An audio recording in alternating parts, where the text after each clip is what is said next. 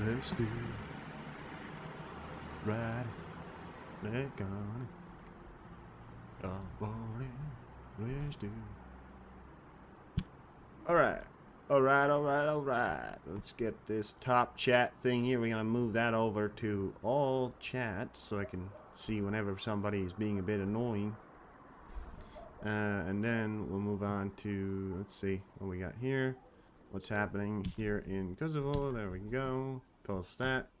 Tweet that's out now, so that's good. Alright, we are live. We are live. We are live. Ladies and gentlemen, welcome back to another edition. The Kosovo security forces have been placed on high alert due to the possibility of military aggression by Serbia against the Republic of Kosovo. That's as far as I know of right now. My special review today is mostly going to be about Kosovo. I really don't have a document of any news for you guys today. So it's really just going to be it's really just going to be some special news, some Kosovo news. Let's bring up what I had before. The furthest I've got right now is from Winds Defender. I've got 86. Welcome in. I've got Moist Defender 9 minutes ago. The Kosovo security forces has been placed on high alert due to the possibility of military aggression by Serbia against the Republic of Kosovo. Another one here. Additional movements of the Serbian army has been noted near the Kosovo border, with reports that some units have begun to withdraw from the line of contact, while other, including recon elements, have moved closer to the border. Now, that's a classic sort of event that you go through. It's a sort of classic event that you may go through. The idea that, you know, they move troops forward to have them. You know, you have recon, so you have the recons. You may send them first. Defense researchers, you know, people who are going to research the best route of action. You know, mostly recon. So it wouldn't be unlikely that they would send in recon first. And if recon is moving forward, which it is, recon is the ones who's moving forward, and is still at the area. So, you know, as I said, some units have begun to withdraw from the line of contact, while others, including recon elements, have moved closer to the border. How far they've drawn back, I don't know. Plus, what I know of, and that's the idea here, you know, what is drawn back? You know, have they driven a few kilometers back? Have they, you know, miles? How much are we talking, you know? The U.S. ambassador in Kosovo, Jeff Hoviner, stated in an interview today that the Serbian military is now conducting an unprecedented staging of advanced tanks, artillery, and mechanized infantry units near the border with Kosovo, and that it's much more than would be needed for any kinds of drills or exercise. So the U.S. ambassador, who's in Kosovo, has stated that, you know, this sort of build-up, you know, with recon forces, it's much more than what you would need for a simple exercise, or if they were exercising. So they're not. So what he's saying here, and what we're getting to know here, is that he is supposedly not exercising, and it is actually a real situation that could be unfolding at any minute now. But here we have it again. Recon units gone into the area. We know that the recon units are working, which is the Serbian recon units. So very likely they're going to be working for a little bit, trying to get as much of that going as possible. So that's as far as I know right now. I'm sorry that I don't really have much more. I have not had time to get much more. I mean, there's not really much else to it. We don't really have any pictures of any of the line movement, which is weird. I feel like the weirdest thing for me is that we don't have any pictures or videos of these. I mean, we have videos earlier that I showed yesterday of them moving in with some troops. However, as far as I know of, they're supposedly, As far as I'm concerned, there isn't any videos that's coming in from these troops stationed at the area. So we'll have to keep an eye on it. Tomorrow is Ukraine's Defenders Day, so that's something. Guess we can go through some basic news here while we see what happens. The head of the Bundestag Defense Committee, Maria Angus Strike-Cinnamon, Ukraine has the right to strike with Tyrus missiles on the territory of Russian Federation. She called on the German government to immediately supply Ukraine with long-range Tyrus missiles. Each of us weighs everything as to whether to supply missiles or not. But if you delay, you can only prolong the suffering. Very well said there. Very well said. Yeah, they're great missile systems, cruise missile systems. So we should certainly give them the advantage of giving them. Big news that came out from Zelensky today. We had the reports that Zelensky was going to talk about some big news here, and I'm pretty sure Zelensky's got it on his page. The news that we know of is that what's it called?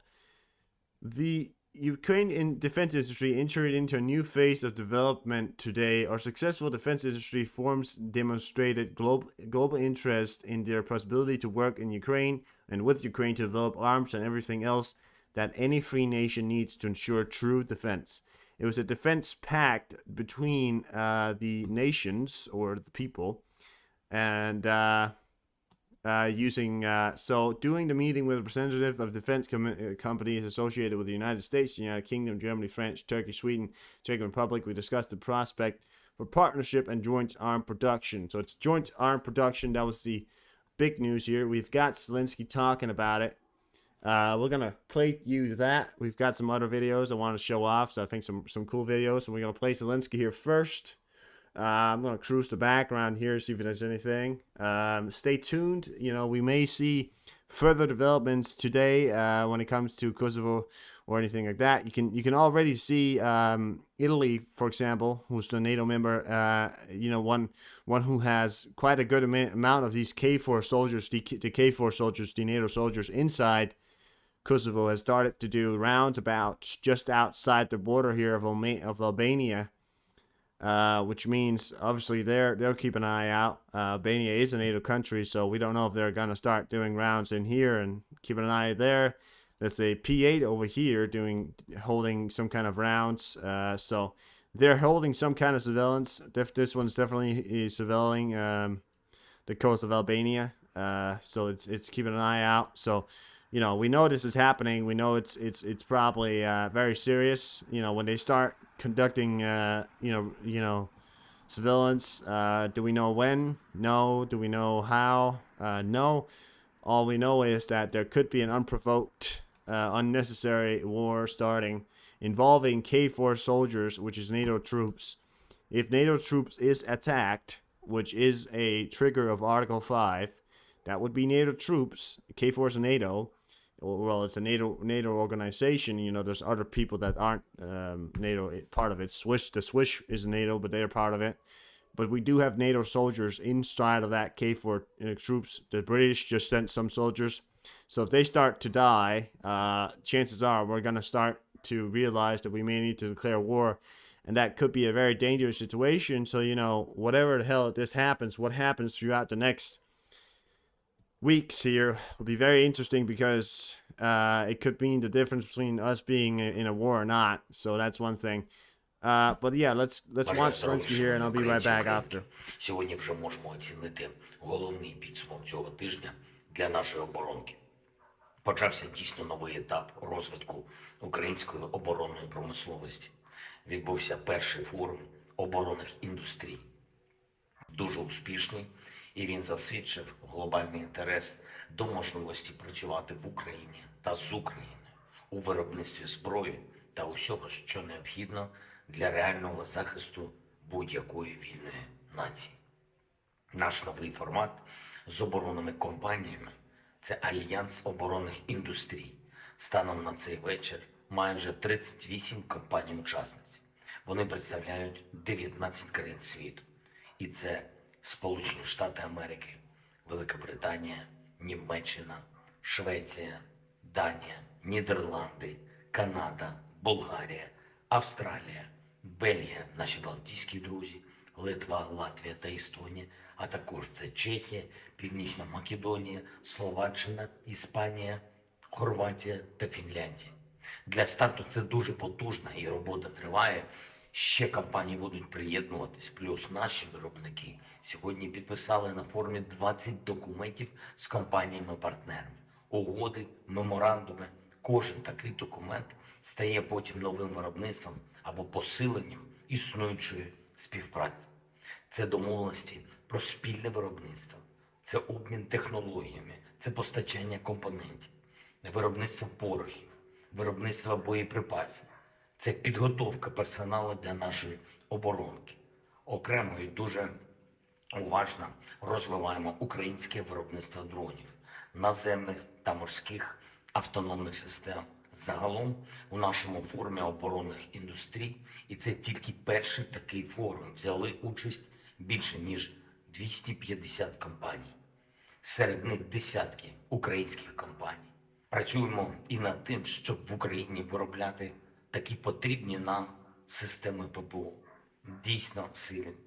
Коли з часом побачимо та відчуємо у реальних діях максимальну збройну потужність України, наших виробників, нашого ОПК, нашої нової співпраці зі світом, ми зможемо сказати, що початок цього був закладений саме зараз. Саме у таких домовленостях, як на форумі, та як під час моїх візитів, зокрема, в Америку, в Швецію та в інші країни. Всі найсильніші вже співпрацюють або будуть співпрацювати з Україною. Наша держава стане одним із ключових світових виробників зброї та оборонних систем. І це вже не просто амбіція чи перспектива, це потенціал, який почав реалізовуватися. Я дякую усім, чия робота, саме такі результати для України. І зараз, і маємо говорити про це відверто, Україна є реципієнтом, отримувачем безпекової допомоги. Але наша держава може стати і стане обов'язково донором глобальної безпеки.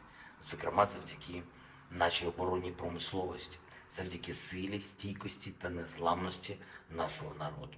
Завтра дуже важливий день для України, для усіх наших людей, день захисників і захисниць України. Мільйонів, які не лише зберегли Україні гідне місце в історії людства, але й роблять так, що наш народ, наша держава не втрачають свою історію, б'ються за своє життя і свободу, і надихають боротьбою увесь вільний світ. Завтра ми особливо подякуємо усім нашим захисникам і захисницям. Завтра ми особливо вшануємо пам'ять тих, хто віддав своє життя заради України. Вперше цей день Покрова буде 1 жовтня. І давайте зробимо для цього дня нашу нову традицію. 1 жовтня, 9 ранку, де б ви не були, на центральній вулиці вашого міста, чи просто вдома, давайте на хвилину зупинимось, на хвилину, і вшануємо мовчанням пам'ять наших полеглих захисників і захисниць. І подумаємо про тих, хто зараз в бою, в бойових завданнях, на постах, хто рятує життя, хто захищає в усіх сенсах цього слова наш народ і державу. Не було би сили і волі України, якби не усі, хто став на захист України. Дякуємо, шануємо, пам'ятаємо. Всі разом. Слава Україні! Yeah. And more exciting news here. Some interesting news as well. A congressman, U.S. Representative Bowman, did not realize he would trigger a fire alarm when he pulled the fire alarm. The spokesman says that he regrets any confusion. So here's the picture of it. I don't know if there's a video of it, but there's definitely a picture of it. He goes to the fire alarm, obviously upset about something, pulls the fire alarm, sets off the fire alarm, then came out in a statement and said he didn't realize that setting off a fire alarm would set off his fire alarm. Ladies and gentlemen, the United States of America.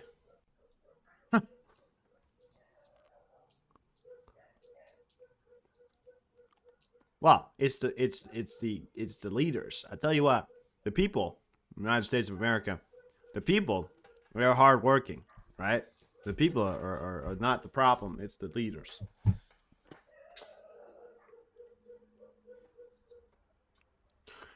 Microsoft will stop renewing licenses of Russian companies after October 1st. That's something. British troops will be deployed in Ukraine for the first time under plans being discussed with military chief. UK's new defense secretary has disclosed the Telegraph. British troops will be deployed in Ukraine for the first time under plans being discussed with military chiefs, in the new defense secretary has disclosed. In an interview with the Telegram, Grant Sharps said that he held talks with the army leaders about shifting an official British-led training program into Ukraine rather than relying on UK and other NATO member bases. He would also call on more British defense firms to set up factories in Ukraine. Following a trip to Kyiv last week, Mr. Sharps also revealed that he had talks with Vladimir Zelensky, the Ukrainian president, about how Britain's navy could play a role in defending commercial vessels from Russian attacks in the Black Sea. Both moves would mark a significant escalation in the UK involvement in defending Ukraine against Vladimir Putin's onslaught. Yeah. And, so it's a training program, but it does mean that there's going to be British brutes on...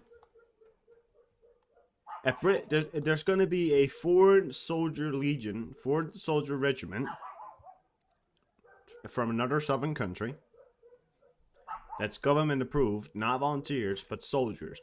Which, those volunteers are also soldiers, but these are, soldiers granted by the government or told by the government to go there. So yeah, just want to say that,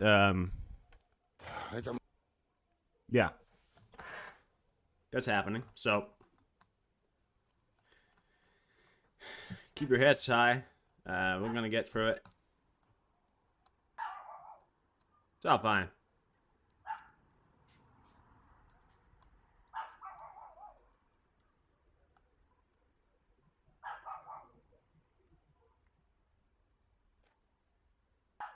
By the way, U.S. shutdown.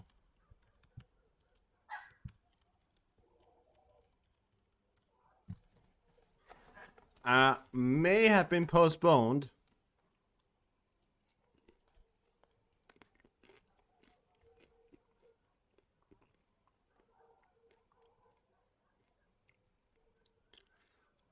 So far, so as I know, the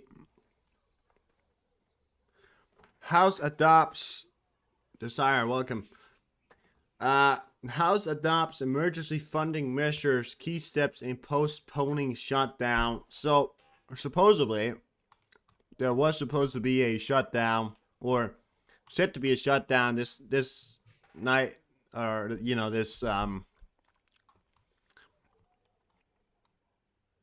to midnight this today, but so far as I know, there's been a 45-day emergency budget cooperation in whatever, that may have prevented or at least postponed the U.S. shutdown for at least a relatively good amount of time so far. The U.S. House of Representatives has just passed a bill to fund the government and breaking it and keeping it open for the next 45 days, sending it to the Senate. Well, they approved a bill that could keep the government going for 45 days. And I sent it to the Senate, as far as my understanding of the legal, capabilities within the U.S., there's a approval from Senate that has to go through. If that goes through, hopefully, or if it already has, I'm not sure. Supposedly, what they're saying, they're not going to be shut down tonight, so we should be relatively good for now. I'm gonna say that.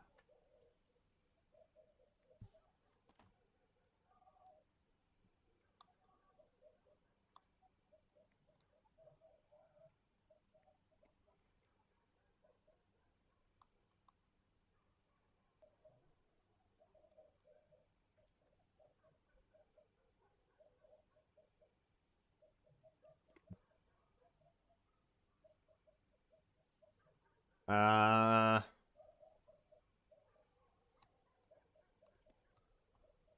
yeah. So, pretty scary stuff. Security services in Kosovo has been put on high alert. Surveillance going up here in the area. P8 heading down towards Greece right there. And a chopper in the area as well. We got a Black Hawk up there as well. And this ATR in the area as well. So not a lot of air activity, but certainly some air activity going on right now with the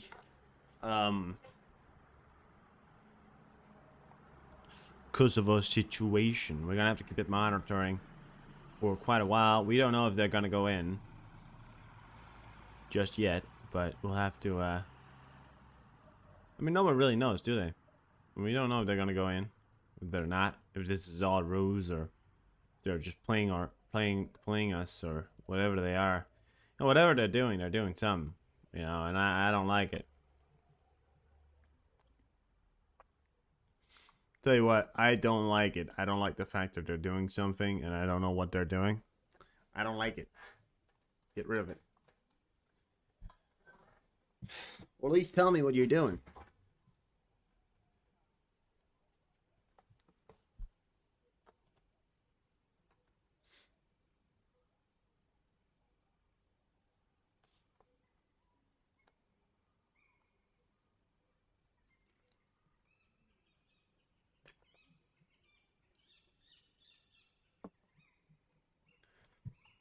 Yeah. So, obviously, Serbia is within the range of insanity, thinking they can take on. Well, listen. In many ways, I think could take on Kosovo. However, I think they're also got to remember that they're literally taking on K4 NATO. So, yeah.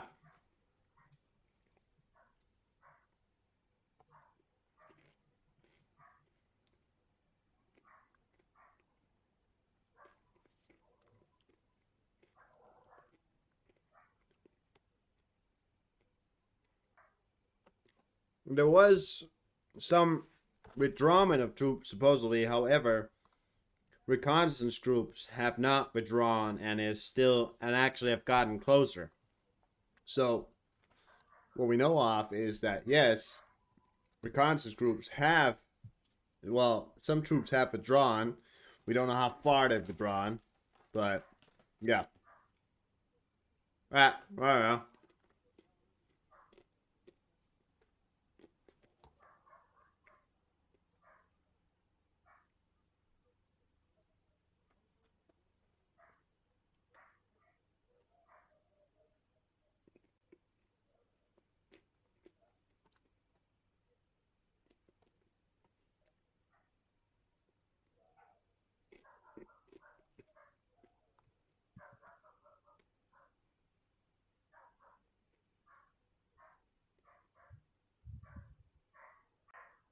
The White House is putting pressure on the Speaker of the U.S.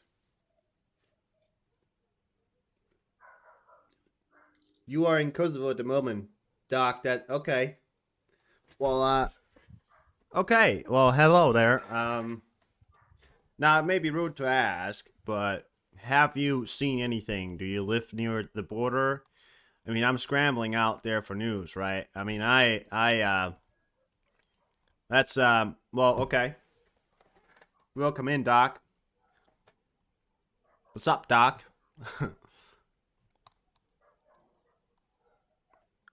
Yeah.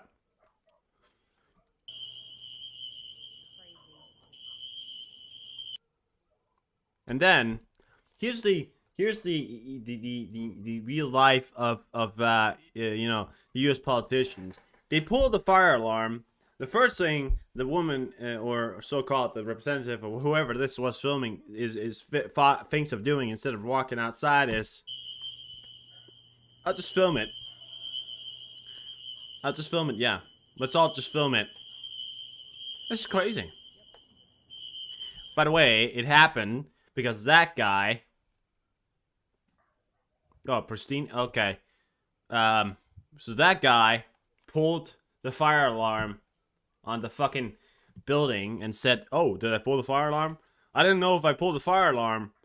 That actually triggered the fire alarm. Holy shit! I didn't know that. Oh man, that's great stuff, guys. You know, fucking bullshit."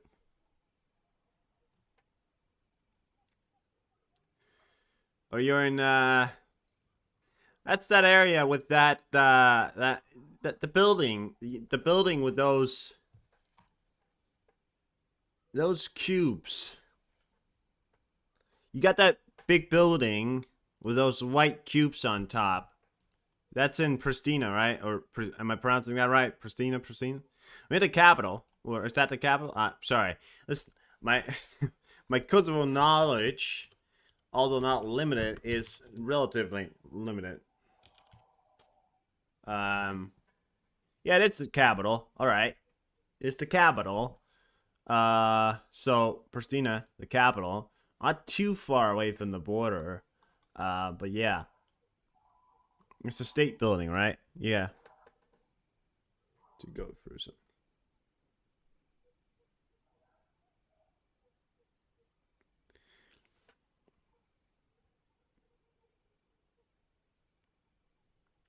You've actually found footage of it. Oh, Doc.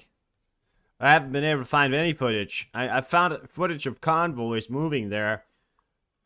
I haven't been able to find any footage of any troop movements.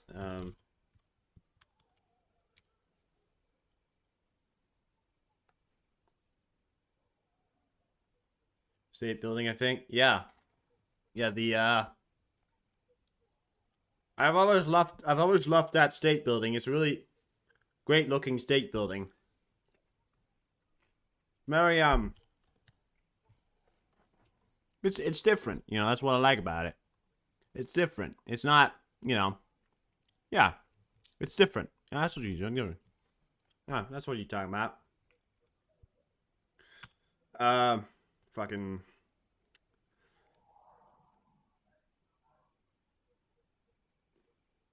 yeah, cause I tell you what, Doc. Oh, how you doing, John? Welcome in.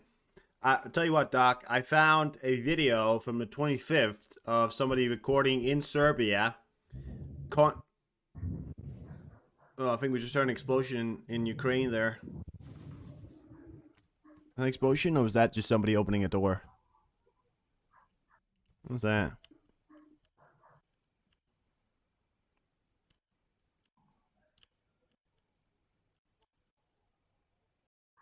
Nah, that probably sounded a bit weird. But yeah, um, convoy of some troops, some convoy. I'll tell you what they got. They got Humvees, 50 cals on top. They got some IFVs. They got some tanks, and they got that modern artillery. I wouldn't. Holy shit. But yeah, of course, Kosovo. Sorry, Doc. I'll advise you not to be worried. You see you're protected by K4, NATO. I have no doubt in my mind we're gonna come to your aid. If anything, so I think I'll grab my 50 cal and come to your aid. I don't have a 50 cal. I'm from Denmark. I don't have a gun. Do you want to point that out? People are true. Yeah. I've never been to Kosovo, but you know, it's I've heard some great things.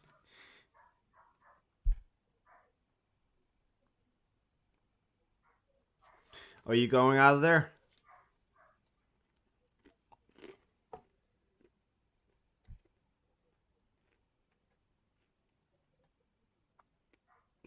Right. So are you there for work? Right. Well, yeah. I mean, the capital is certainly something you got to watch out for. I mean, in wartime, hard to get even. Yeah, yeah. No, we try and keep it light but true. I mean, I don't really have. I mean, I don't like usually I do a document of like things I want to report on, but I haven't had time to do that today. So we're just gonna have to be an informant stream today. If anything happens, we're just gonna have to talk to each other. You know, let's hope we can do that. Oh, yeah.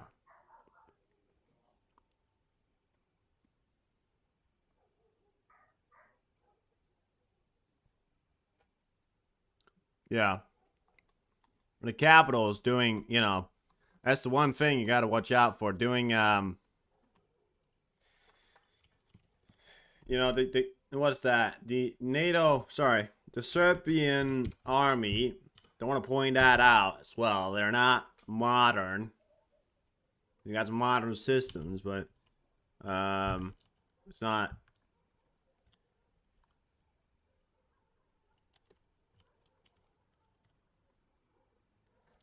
Pretty sure it's most of it is not a lot of it is Cold War systems. They've got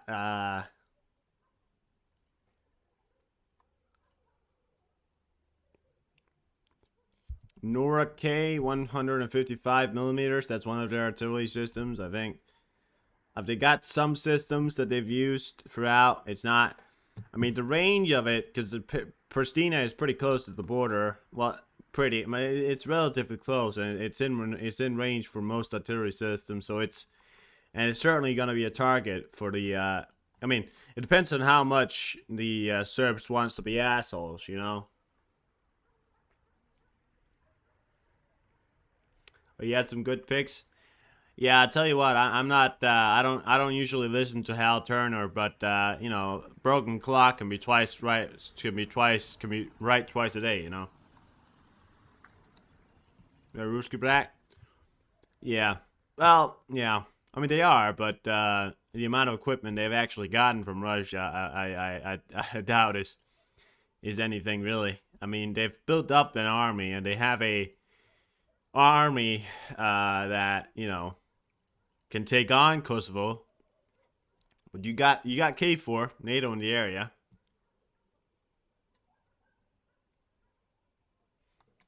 Yeah, no. Listen, I mean, listen. If anything happens, Serbia is going to be surrounded by NATO members who have a pledge to protect its troops. I mean, if our NATO soldiers is attacked, K4's NATO soldiers, if they're attacked, we have no choice but to attack the country back that attacked us. I mean, that's a Article 5 scenario right there, you know?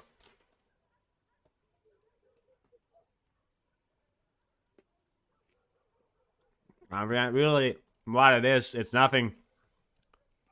I mean, listen, it's not so complicated. What it is Serbia wanting back territory that it thinks is theirs, or at least the president thinks it's theirs, because of because of the idea, because of the idea that it's Yugoslavia. You guys remember Yugoslavia, right?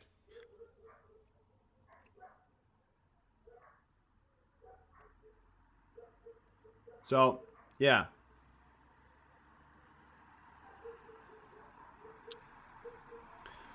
that's the thing, Yugoslavia, and they wanna reinvigorate that idea, and they're gonna start with Kosovo. because Kosovo is unrecognized by many countries.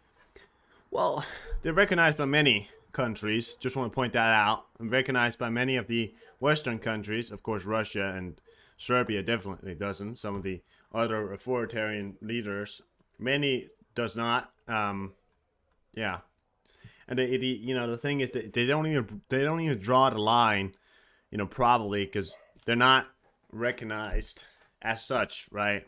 So it's it's a sham because they should be recognized because they are an independent people. They're there. They got their internal problems. Let's not discourage of that. But yeah. Retired Army medic. That's up to you, Doc. Oh, you're actually a doctor. Okay, so that's why your name. Okay, so Dr. King. Okay. I just called you Doc because I thought that was your name, but you are a doc. All right. Well, all right. Well, I mean, it's up to you. You know, it's. I mean, yeah, I don't know. I can't. I can't, say what's right or what's not, Doc. I mean, listen, I'll tell you what. It's probably best for you to go home or whatever. But again, I don't know. It's up to you. I mean, I can't. I don't know. Oh, it's your music brand name. Okay, so you're not a doctor, but you're a medic. All right, so army medic / so medic, but not okay. Well, you know your stuff.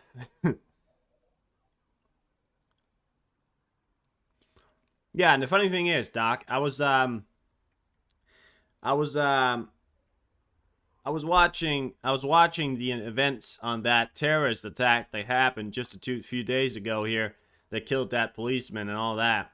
And then I gradually I said it's Serbian sponsored, and people like, no, it's not, it's not Serbian sponsored. It can't be. Why would it be? It's probably just some, terrorist organization operating inside of a little bit of an unstable government. I said, no, it's probably Serbian, sponsored, and people were like, no, it's probably not. And then realizing that we now had the knowledge that yes, it was Serbian fucking sponsored, and I did say it, so stuff again. Twice. Yeah. Subscribe to my YouTube channel? Well, thank you very much. Thank you very much. Thank you. Yeah, no, we cover everything. If you want to keep yourself updated, you might want to go to my Twitter. The link is in the description. I'll certainly retweet anything, if anything does happen. So, yeah.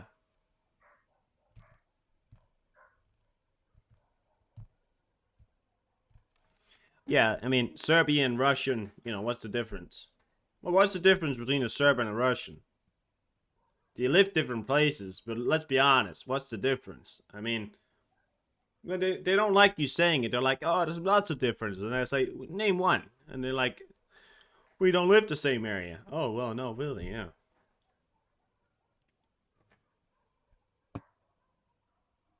Trying to be rude here, but I'm just saying, what's the difference? And listen, not everyone in Serbia is a bad person, okay? Let's point out the factor here again. Many people are just living their lives in Serbia, and this is not a problem for the Serbian population. This is Vučić, Putin's, Vučić, the leader of Serbia, and Putin's work. This is their fault alone. This is their fault alone.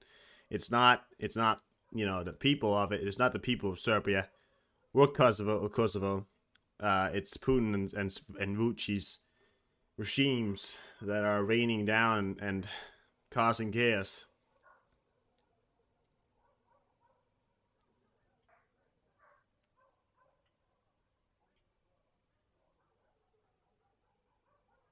All right, Doc. Well, thank you very much for stopping by.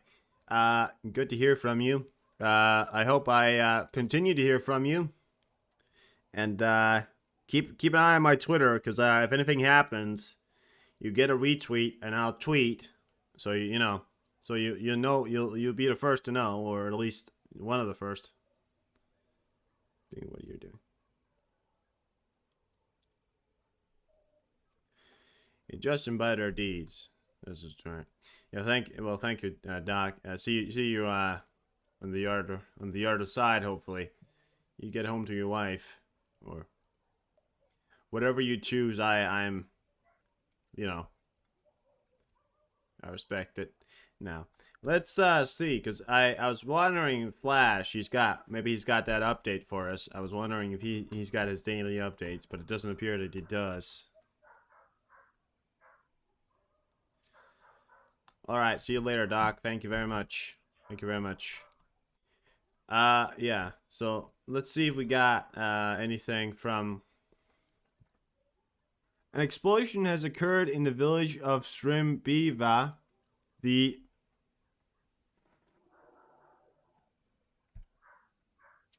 Yeah, keep yourself safe. Yeah. So a video here, and what's that? Serbia, the Frankvici region. What's that? I've never heard of that area. That's there. So that's in Frankvici region. That's a area of not, you don't really hear about that area. It's quite big fire. Check it out. 6 hours ago.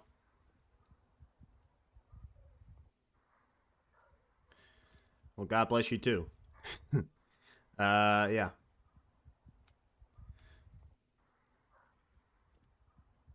That's a big ass fire right there. Something definitely hit the ground there. Now, we know that there was an explosion happening in Odessa and in twice, I believe, but there has been a report of explosions again. I haven't heard much to the story yesterday. There was a story yesterday about and a drone landing in Romania, and it came out from some of the top guys on Twitter. But apparently, no. Apparently, there hasn't been much else to it. Apparently, it landed near an airbase, and it came. By the way, it came from someone who lived in Romania. One of my mods brought it to me. So we had that, right? And then I thought, maybe we're going to see a reaction. We haven't heard anything from it. I haven't heard any statements from anybody, really. So, yeah. I've not heard any statements from anyone so far or anything. So, yeah.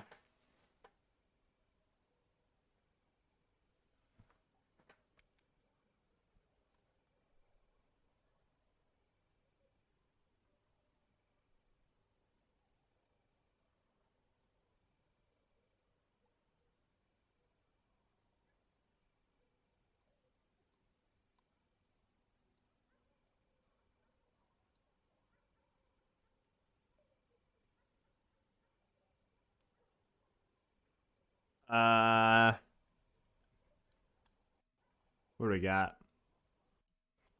It's hard to do news when you're not prepared for it. I mean, usually I'm very much prepared. Usually I go through, I have like a whole document of things I go through and wait, and let me show the video here. Educational purposes here. We have a you've seen the video here before, but let's see some more performance right here. The German SPAAG Gepard is in service with the armed forces of Ukraine. Check it out. This is a German air defense gun, I believe. Specializing in shooting down drones, at least what we know of right now. They are pretty specializing in shooting down drones and have shot down many.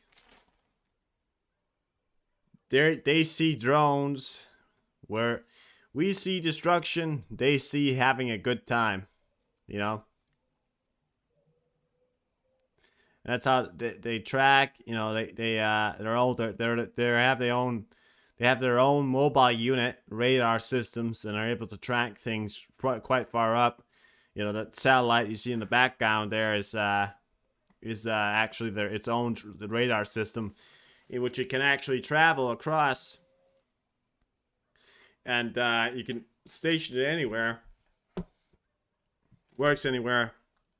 Another German engineering masterpiece. More protests in Sweden. Gun violence and all that gone rampant in Sweden. So hopefully they figure something out there. But it is not a fun time in Sweden just these last few days. last few days.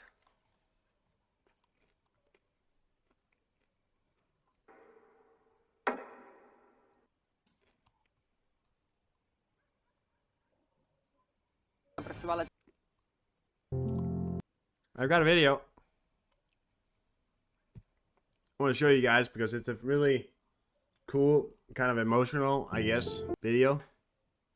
And because Twitter is a asshole, we can't get a good quality of it. Maybe if I reload it real quick, can I get a good quality? Come on, give me that good quality. Come on, please. No, all right. Well, just watch it like this. You gotta watch it like this. It's a really cool video. So check it out.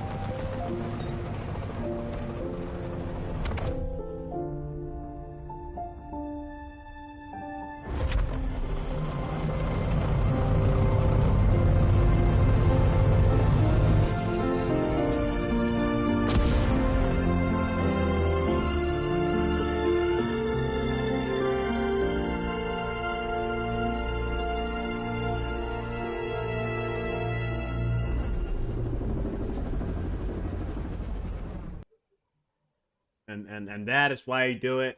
And that is why you fight for your country, so that your children has a future, so that many children have a future. And that's why they're not only fighting for the future of your people, they're fighting for the future of your children, your grandchildren, and the future of every child. So important that we support them in every vector of the way. What you say? That's all.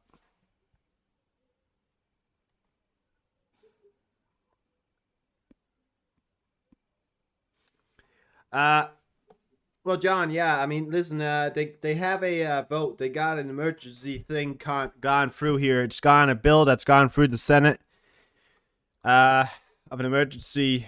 The official statement was something bill, something. You know, the bill being the an emergency funding of keeping. Oh God. There you go, John. You got your answer right there. You understood what I was saying? Good God. Holy shit. All right. I've got it. I got it. Emergency funding for a bill that's going to keep the government going for the next 45 days or less. However, this does not mean that the funding for Ukraine is still a topic. And I got the official statement. They just put one out. I'm alright. Yeah. It hurt. It hurt right in there, but it's alright. We're good. The official statement came out here. What was it? What we at? That the bill for Ukraine is still on the topic, and the House of Representatives, the guy that made the bill, has yet to make a bill for that issue, whether or not they would keep that going. And since there is so much opposition from the Republicans and conservatives from keeping, support for Ukraine coming, I'm still a little conflicted, because yes, they say they could keep the government going for 45 days, but they have this issue that they would then have to resolve throughout this 45 days. I hope that's what their idea is, but we're still not out of the clear yet. So we're a little out of the clear yet, and the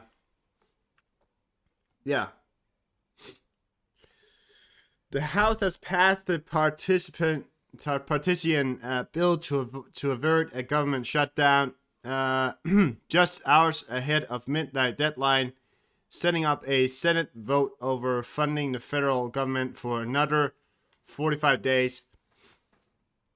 So this just in, guys. We have the official reading here. We are now going to see the United States government go on for another 45 days before any other major decisions are going to be made. When we have these 45 days up, hopefully they can use these 45 days to pick a appropriate bill and figure out the idea for Ukraine. As of right now, we're still in the rough, but it appears that we may have narrowly avoided danger here. So I think we're okay for now, is my answer. Okay for now. Norway has banned cars with Russian license plates from entering the country since October 3rd. Earlier, Estonia, Latvia, Lithuania, Finland, and Poland closed the entry for Russian cars. Cars with Russian license plates. The isolation of civilization from savage countries. Yeah. So Russia is completely cut off, right? I mean, no car with Russian license plate can enter Europe anymore. It's not possible. The only way that they could is if they drive in from Turkey, right? But even driving in from Turkey would still mean having to go through, many NATO countries. The only country we need to shut down its borders then would be Greek or Bulgaria. So the only way they could actually get in now, would be driving through Turkey. That's a major, that's a major sort of, turnaround. So it's gonna not only hit Russian business, but it's gonna hit the Russian populace, who are now realizing we can't go into Europe because of why? Because, well, they don't want us there anymore. Yeah, so that's happening. October 3rd. Last of these bans to come in. And they're cut off. Let's hope that we got this Poseidon up. ATR up here. This one's the Poseidon. Persuader. A P3? Oh, Spartan. All right, look at that. And they're lineage CT Spartan right there, or C70 to J Spartan. Spartan. Alright, look at that. Used for. Operate from unsurfaced airstrips and support humanitarian mission in remote locations. It's a transport plane. All right, it's just called the Spartan. If I'd have a special name right there, but call it the Spartan. The Spartan. They got the only plane I think is keeping an eye on this situation is this one, the Italian plane. That's only what we know of, so that's what we got from now. Well, let's hope Serbia comes to its senses and draws back its fucking troops, you know?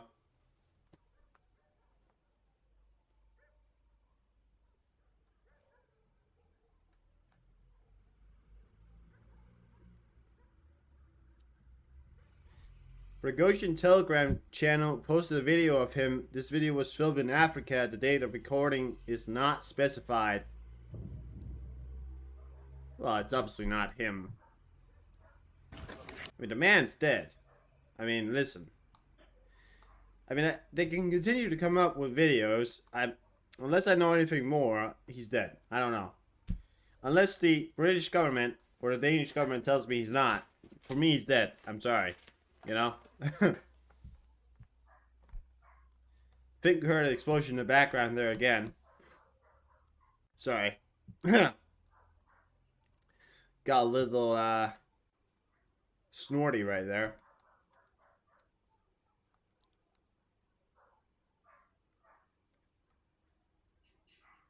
Turning down, and I was with.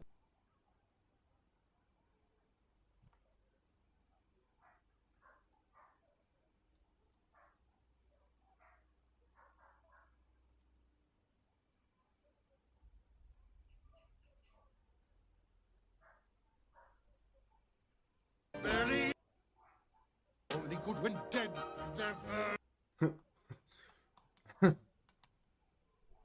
Most Americans aren't too worried about. Many federal workers and 1.3 million active duty service members won't get paid during a shutdown.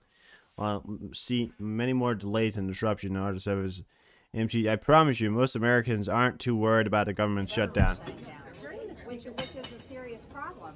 But this is because Democrats shut down the country. So there needs to be. I tell you what, you know, I want to be rude, but if this lady spent less money on her clothes and her face, the U.S. government would have a lot more money. People here in Washington. We all know she's had a facelift, and everybody goes, "Oh, probably not." I think so. I don't know why I think so, but I have a feeling. I just have that feeling, you know. Don't know why. I just have it, you know. Another 1,800 young Poles swearing the military oath today. Welcome to the Polish Army. Poland is in the process of implementing a program doubling the size of the army from 150,000 soldiers to 300,000. The government has hinted that the government could be increasing to 400,000, which is insane. Yeah, it's a lot.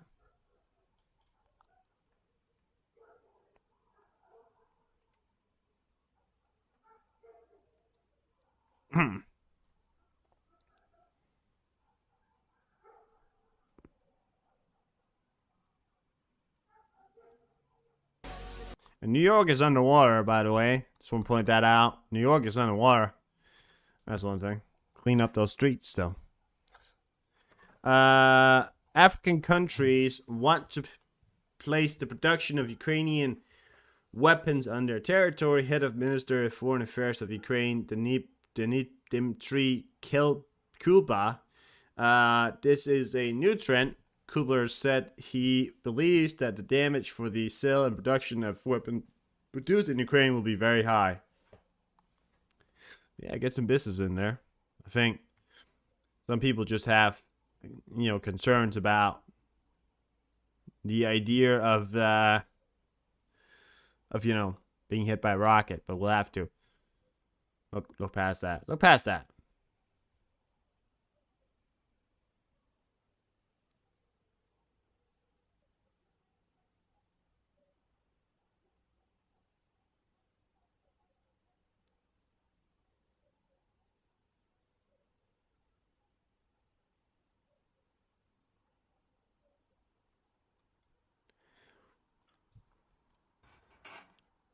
Ukrainian Sil-131 technical equipped with a Ship of Nov 2A4 2A42 30mm autocannon.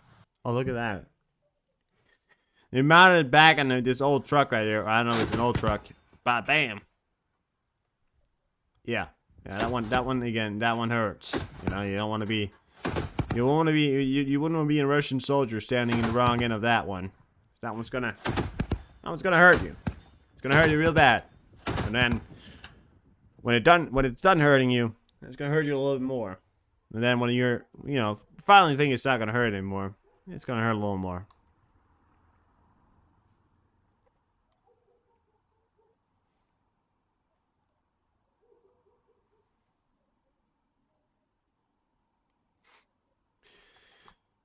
Yeah. Gonna have to watch some videos. Great. All right. See you later, John. See you next time. Have a good night. Voted for a temporary bill that will allow the U.S. government aid to Ukraine will not include the bill, despite pressure from the Pentagon. President Biden supported the bill to advance support of Ukraine, say failure to pass the aid will encourage Russian President Vladimir Putin and likely lead Europe allies to pare back their support for the war. I mean, it's a very dangerous few hours, the next few days and hours, because they want this bill for, support of Ukraine, which the Pentagon is pushing for. They want it pushed in, and if they don't pass it, what do we do? What then? Are we gonna see the end of Ukrainian aid from the U.S. or are we? Yeah, I mean, yeah. This is still a very tense. You guys may have avoided, a government shutdown for 45 days, but they still don't have the issue on continued support for Ukraine written down yet. So we're still a bit, in the concern right now. Check this out. This is how the Ukrainians style themselves out. This is the newest fashion in Ukraine. Little scarf right there. It's the most manly scarf I've ever seen. If I ever was to wear a scarf, I'd wear that scarf.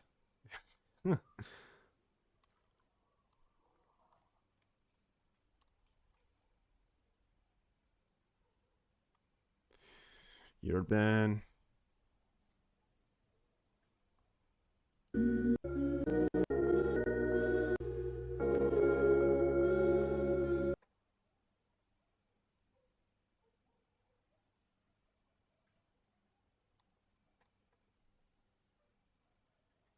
They really need to do something about what's happening in Sweden right now. It is just beyond insane. Because it's unsanitary. I tell you what, it's unsanitary. And by the way, don't be afraid to fix the problem. Because there's a real problem. Don't be afraid to fix it. They're so afraid to fix the problem that's ahead of them. They won't even go 2 steps, say or something. Yeah. Oh, would you look at that?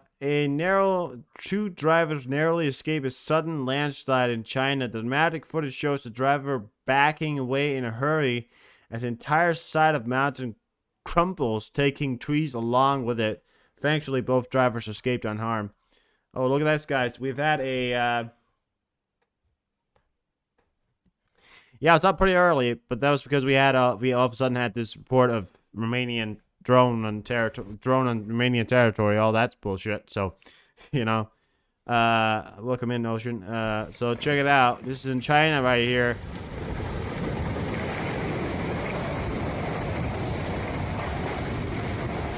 Throw them back off right there, and the whole side of the mountains right there just, collapses down. And this is something you've seen. This is something you see happen. This is not because of any climate change, by the way. This is because the rocks simply fall down. Sometimes they lose the grip and they fall down. It's a chain reaction like that. It happens. Can't stick on anymore. Yeah.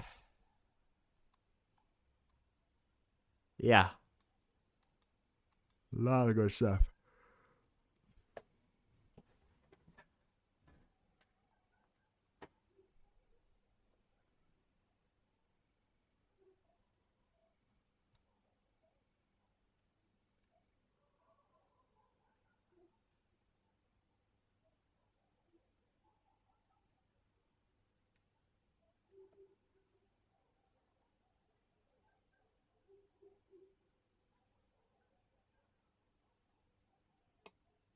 Well, it wasn't the road falling down, Ocean. It was the it was the cliff falling down.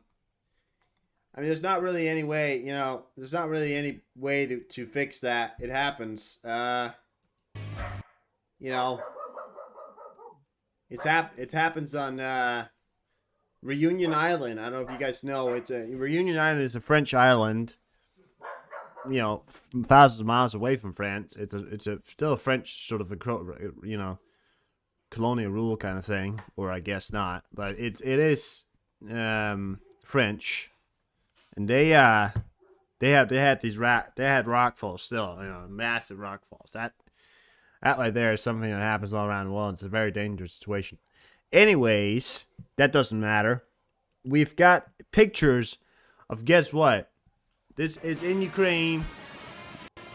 And that, ladies and gentlemen, is an Abrams tank working in Ukraine. The beasts have entered the battlefield. Well, the Challenger 2 has also entered. The Leopard has entered. 3 beasts of tanks. But now, good old buddy boy, big boy, has entered the scene and are ready to kick some Russian ass. And kick the goddamn Russians back to Bordeaux.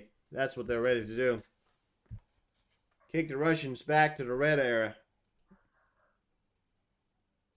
They're ready to kick their ass. That's what they're ready to do. Ready to kick their ass.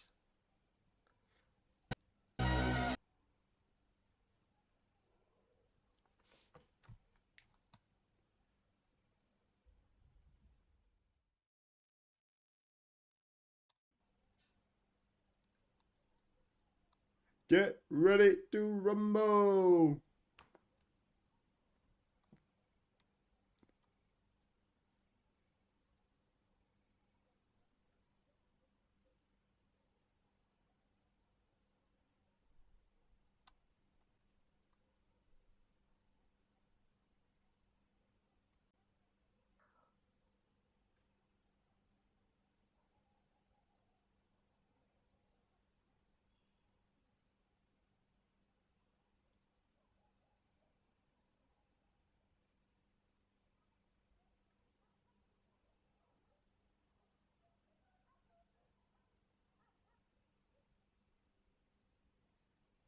Yeah. So, sorry. I was reading something there. Didn't really have any, I was reading some, sorry. Satellite images showing Russian is now painting the silos of the Tu-95BH strategic bombers in parking revetments at its master bomber space, Angels Air Base, also known as Angel 2. Planet.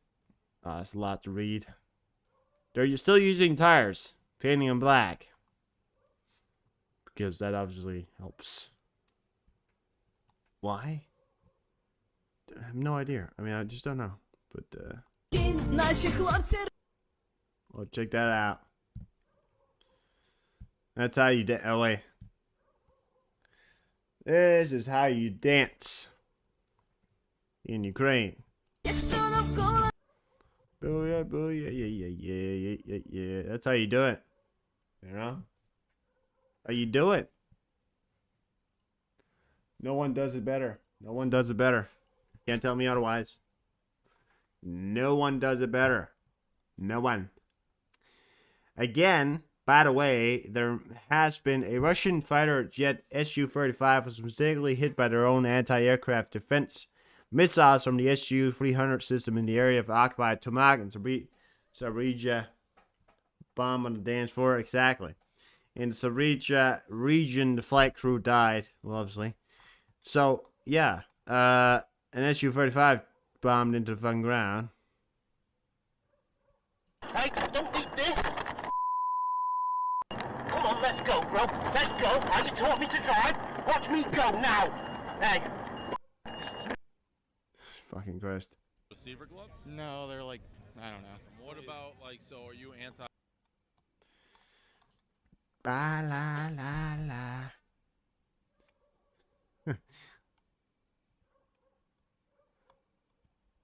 Oh, all this war stuff. All this war stuff, you know, you gonna get tired of it eventually. All this death and unnecessary death, you know. And now we got a war brewing on the fucking front lines of fucking NATO, right? I mean, it's, you know, now you got the problems that there may be a fucking war in fucking, you know, Kosovo starting. Alright, guys, well, I won't be reading you any news here. You're just gonna have to relax, because I'm gonna start to see if I can get anything remotely live from anywhere near Serbia or Kosovo. And I will be answering questions, but I won't be reading live, so just if anything like that, if anything you want, ask me. General thought process. Well, a lot of people don't really think too much about it. They live their lives. I think a lot of Danish, we're very sort of resilient kind of people. I mean, we don't, you know, look at it as a obstacle. We rather just look at it as a sort of, you know, this is something that's happening, and it's something, you know, obviously, yeah, I'd say 90% of us support Ukraine. And are behind it. Many of us choose to just not really talk about it or ignore it, live our lives. So not interfering. You know, I think the whole process is really not just not interfering and doing, you know, just living their lives. I think, and that's all right. You know, so that's really thought process on it. Of course, we support Ukraine. I think that's where we stand right now. Say majority of us support Ukraine, you know, and that's the best I can do.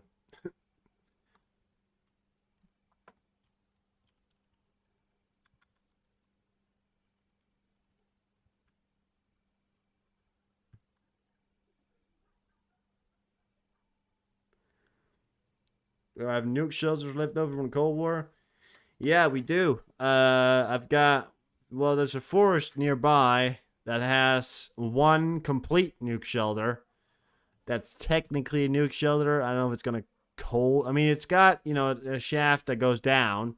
Hasn't been used in a while, but it is, well, not one, actually. Maybe have 3 of them. And then there's, of course, the regular bunkers, which is the ones on the top floor. Well, we do have some that are, you know, on the bottom floor, but it's very, you know, sparse, and there's not enough to hold everyone, so yeah. Almaz does not have shelters. We've not converted anything into a shelter yet. You know, I mean, the only reason you convert anything into shelters is when you get to the process of when you're in war. That's when, you know, shopping centers and big areas or big you know, where a lot of people gather, get that call to start, you know, processing towards making, you know, shelters. But no, we don't have mall shelters. Well, not in Denmark. Not as far as I know of, so no.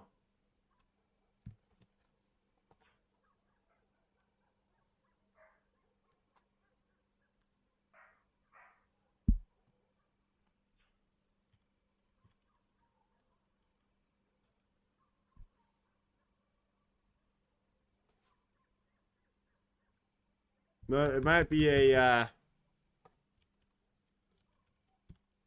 might be an American thing. We don't really have.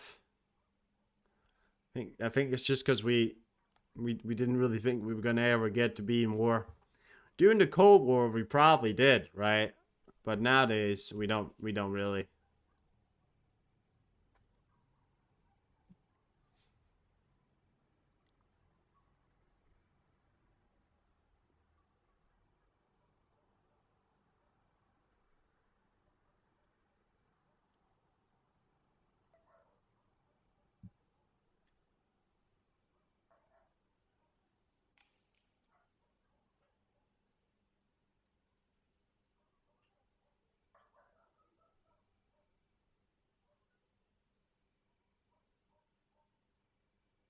Over a lot of them, fill them in. Yeah, but I think that's just because we started realizing that maybe, we were not going to be at war. And then we were like, well, maybe we don't need to, having war shelters anymore.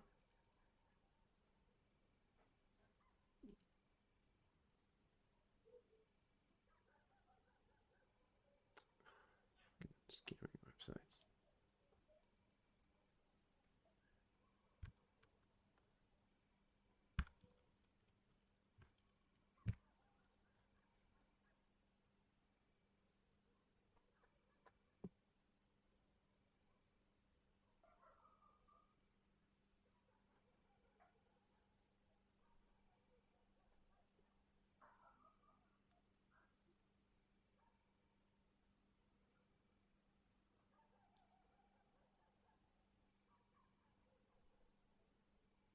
There's a Serbia-Hungary border. There's a Serbia-Hungarian border, Serbia-Bulgaria border, North Macedonia border. No one of those. Serbia, Montenegro, Bosnia, Croatia, Slovakia. None of them have. Why does none of them have anyone with Kosovo on it? North Macedonia and Kosovo.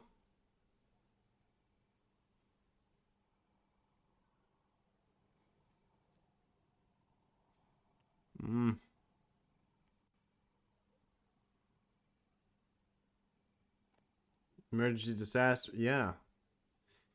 The 13th of October, right?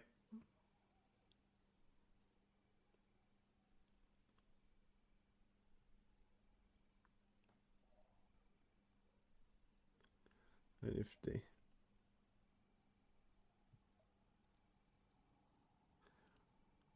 Well, I mean, your assumption is correct. Yeah, nukes are pointless.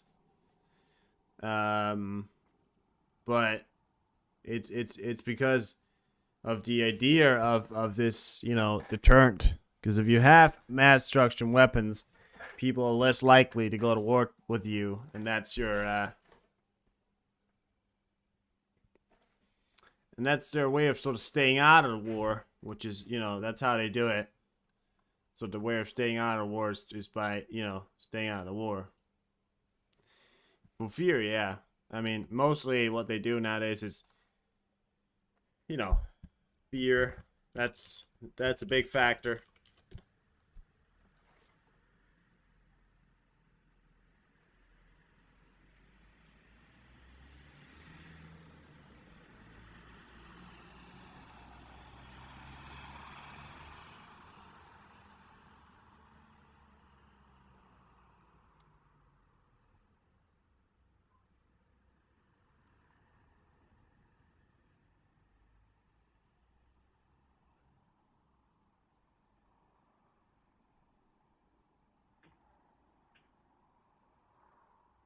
Well, NATO has the bigger balls. Listen, the U.S. has a lot more active nukes than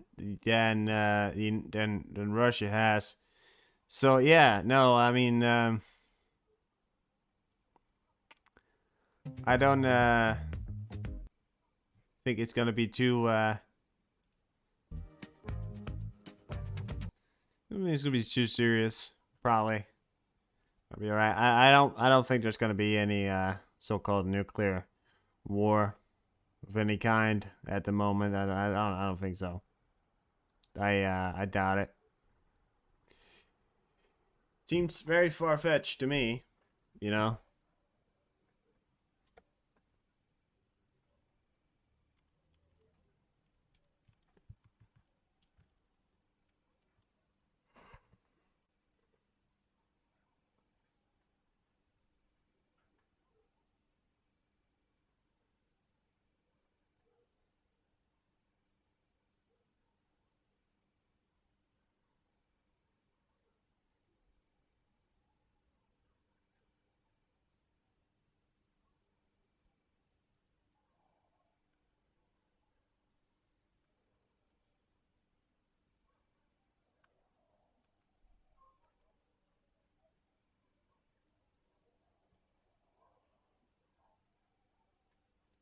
No, but nobody likes, you know, nobody likes the war.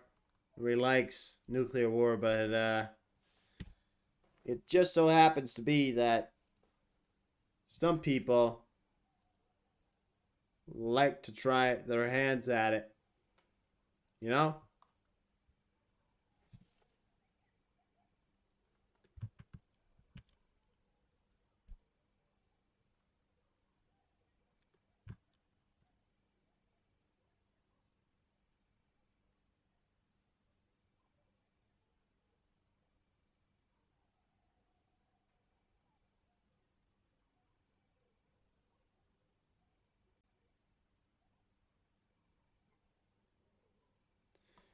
I've not heard from Witchy. No, I think she's indisposed or just tired. I don't know. Probably doing something else. So no, I've not heard from Witchy these last. Well, I heard from her earlier. That's as far as I know.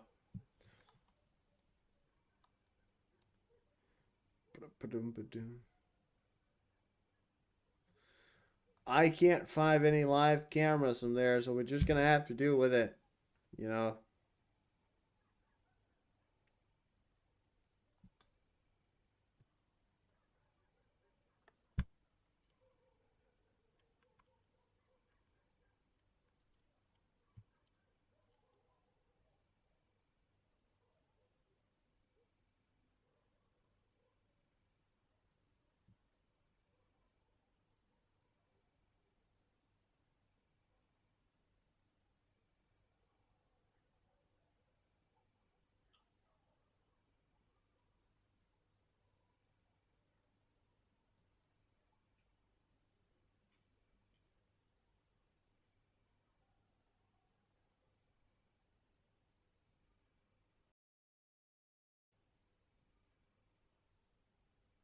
Sorry. Just had to do some.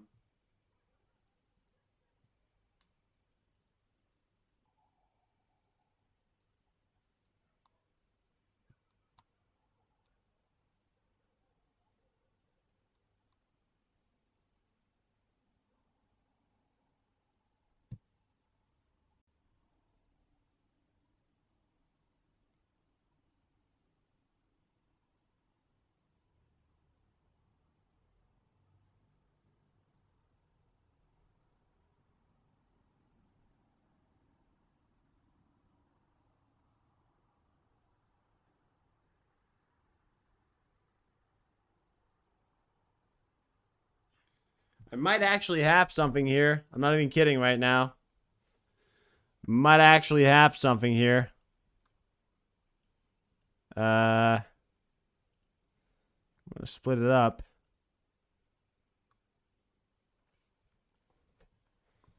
Might have one that actually could be true here. From hotel. What's this? No, we got one that's from a road. We got one that's from a road, and that road That road is very close to that border. So I think if it's live, which we don't know, but I'm gonna assume it's live.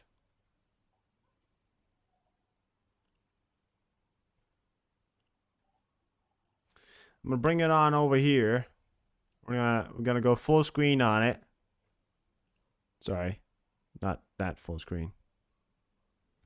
Well, actually, we can't do that, can we? Because then, no. Because we do full screen, that won't work. Damn it. It might be made it had to go next time. Oh, welcome to it, Richie. Welcome to it.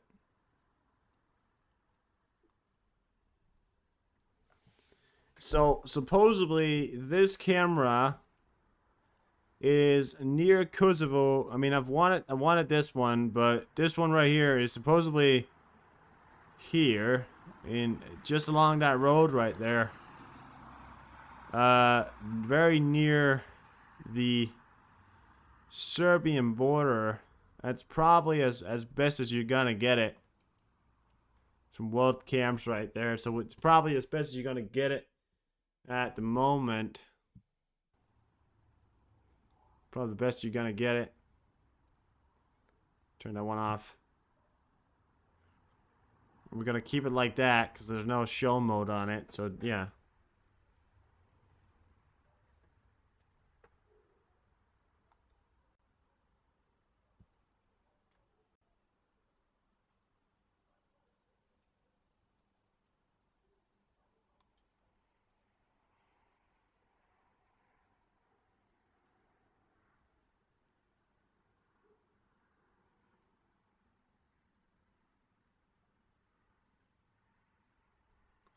I guess monitoring that road right there is the best we got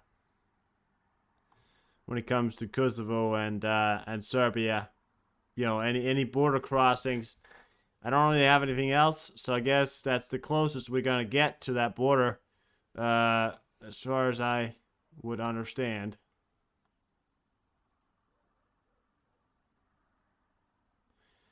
So let's keep it there. Let's have that. Let's have that as our. It's just I can't. I don't know. I mean, it says our date, the 30th, so it could be.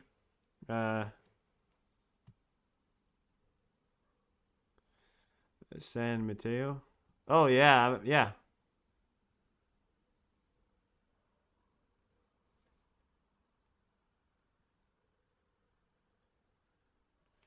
Ah, I see. All right. Well, thank you, Ocean. All right. Well, I'm probably gonna clean up my mott kind of thing then. All right. Thank you. Yeah, I mean, let's. This is the best you got right now when it comes to camera, and you know, if anything, right? If they start driving down the road there, that could be a road they're gonna take. You don't know. I would have wanted it on the main road because if we had the camera on one of the main roads, that probably would have been better. But yeah, that one probably the best we got right now.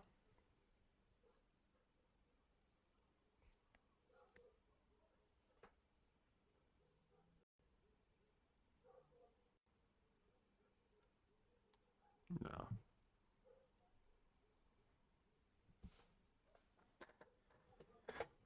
Let's get on to that one.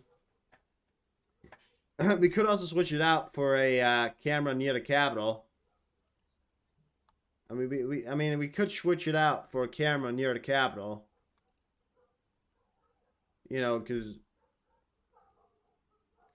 if anything, if there was to be an attack of anything, would they target the Capitol? I don't know. You can imagine, because the camera's here, right? I mean, I wanted to have a camera on some of these roads right here. If they were gonna go in, they're probably gonna use some of those roads there, but we do have a pretty good view of what's happening over here. So, and I reckon that's so it's facing. is facing across the river, maybe facing across the river, so maybe turn our back to it, but we'll live with it. We'll live with it.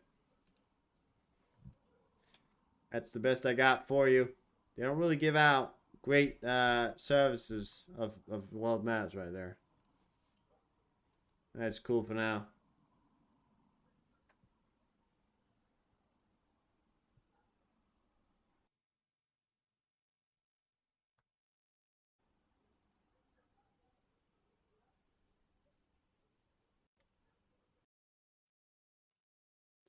So it's this it's the world map thing. It's glitching it all out.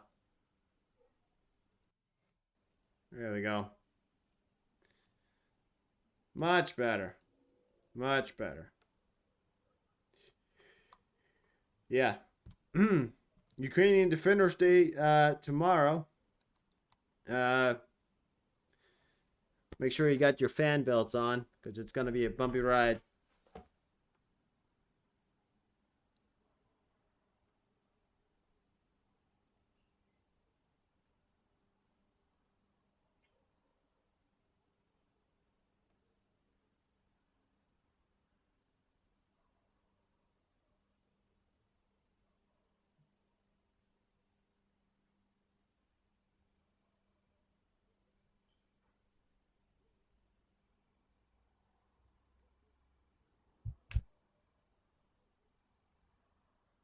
Oh, gotta sign up. Well, some kind of weird website. Slow TV. I've never ever been on Slow TV. Not been on Slow TV before, but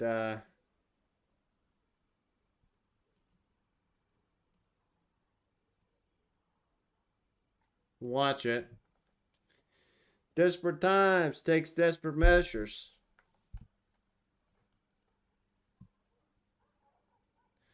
Well, and listen, if any war was to start, mark my words, within an hour, there's someone who's going to be live with live cameras. If anything was to start, there's someone who's within an hour is going to be live with a bunch of live cameras, you know?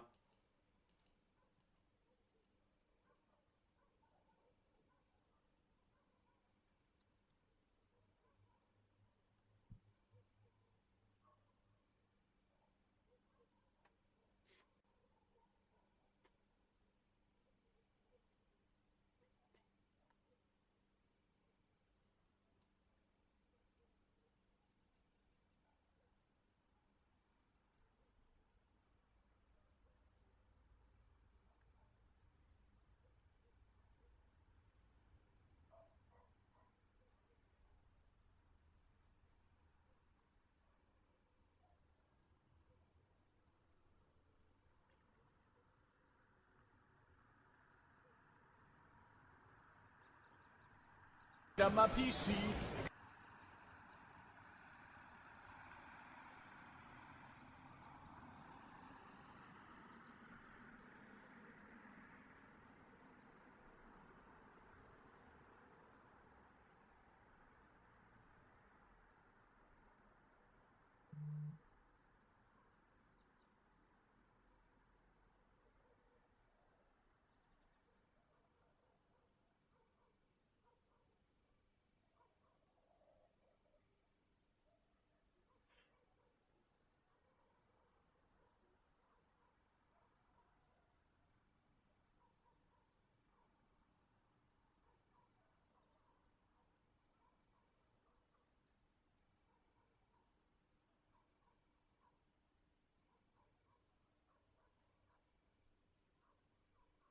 Check, sorry.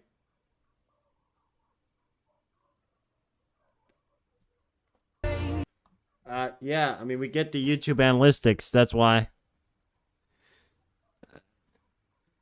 We get the YouTube analytics, and that's, you know, whenever, you know, we had the time of when,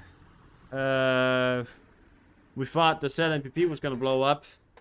That was also during the time when I had shit ton of subscribers all of a sudden, as everyone was freaking out. Then there was a time when, then there's times like now when you We have a Vinci shaded drone threat 4 minutes ago reported by Marks. That was in, so that probably hit Czech's region, probably shaded drone in that area. So yeah, I mean, during times of when we have like extreme events happening, that's usually the time when you would get the most amount of views, because that's when people are interested in actually hearing what's going on. I'd be very sad to report if there was any war or anything or shots. The next thing is you get one word from like a tweet from somebody that says unconfirmed, but shots fired or stuff like that. That's the one thing you don't want to get, because all of a sudden, holy shit, and then that, and then that, it fucking doesn't, and it's so, yeah.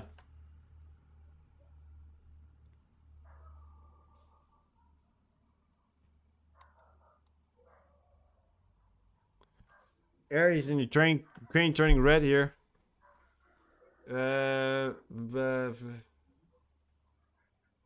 33rd Mechanized Brigade, named after Vladimir Monomacha, of the Armed Forces of Ukraine. Holy shit. Holy shit. Okay, we got it again, gentlemen. We just had a massive explosion. Listen to this right here.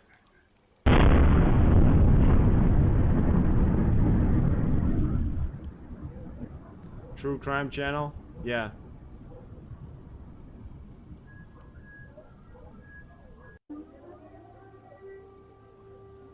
Bit late for those air sirens, don't you think? They just managed to turn it off. It was in Kharkiv. They just managed to turn on the, no, Kharkiv. You can hear the sound, it was in Kharkiv. They just managed to turn on the air raids as that explosion just happened there. Sounded quite big.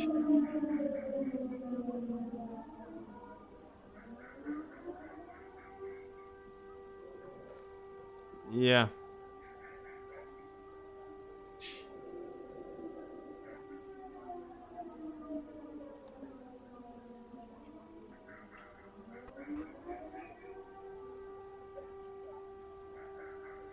It's got muscle fatigue. Are you kidding me? Are you... What?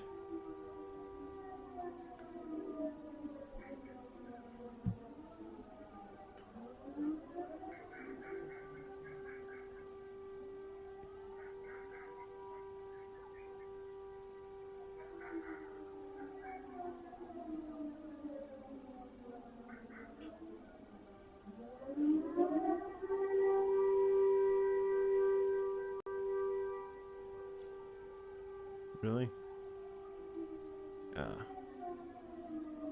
France announced that it's sending another Caesar self-propelled howitzer to Ukraine 6 hours ago. Mass explosion. Yeah, okay.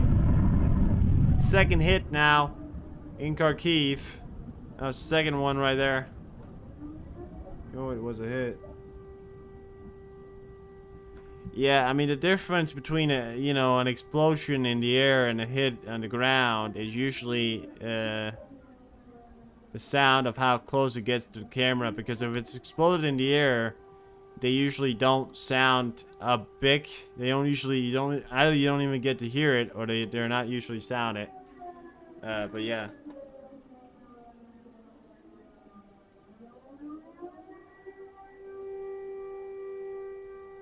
Most nights. You shouldn't stay up all night. It's not healthy. Your brain needs sleep. It's everyone needs sleep. Yeah, everyone needs some sleep. Another explosion in Kyiv just reported. Kate from Kharkiv just reported another explosion in Kharkiv. So I believe that is pretty credible news when we got somebody from Kharkiv just reported that there was an explosion in Kharkiv. That's pretty credible news right there.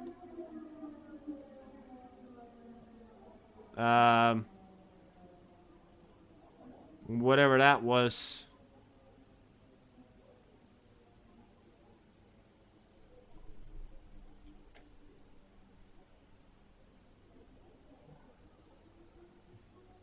I've got nothing from Flash here. Ukraine will spend 1.5 billion in production of drone and long-range missiles in 2024, CNN reported. We are launching a new production. We are expanding those that gave results before a full-scale invasion. We are investing in new technologies and new developments. Okay.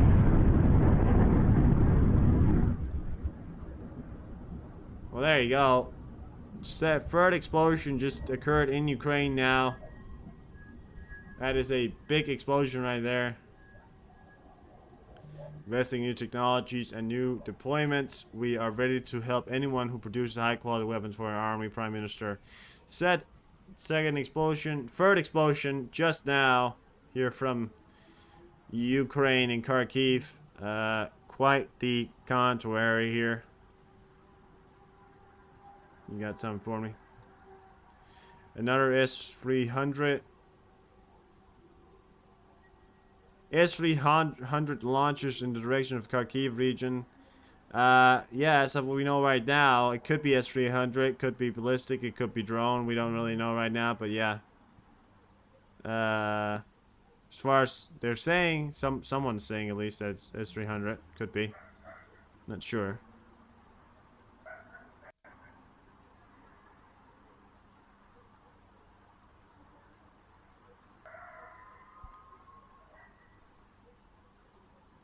Mac Miller has been laid off of command and has been replaced by the former Air Force Chief, Joint Staff Chief or whatever. Explosion heard in Kharkiv. According to subscribers, we are waiting for official information. Kate from Kyiv. Explosion third in Kharkiv now. We don't know what was just hit right there, but it was some big explosions just occurred there in Ukraine.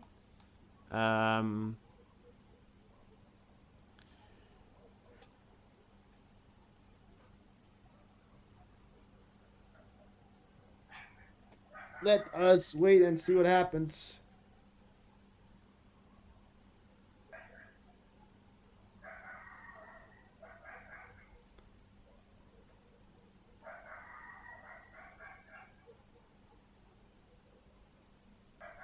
It's quiet at night? Are you talking about you or are you talking about Ukraine? Because I was about to say it's not quiet in Ukraine tonight.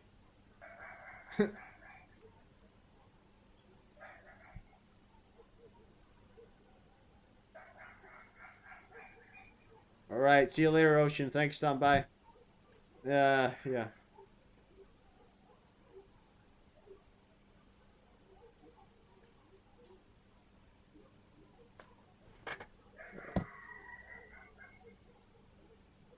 In the village of Stramba, Ivoni Frenchvishki region, a gas pipeline has exploded. This is the second gas pipeline in Ukraine that's exploded throughout, I think, a few weeks here. Yeah.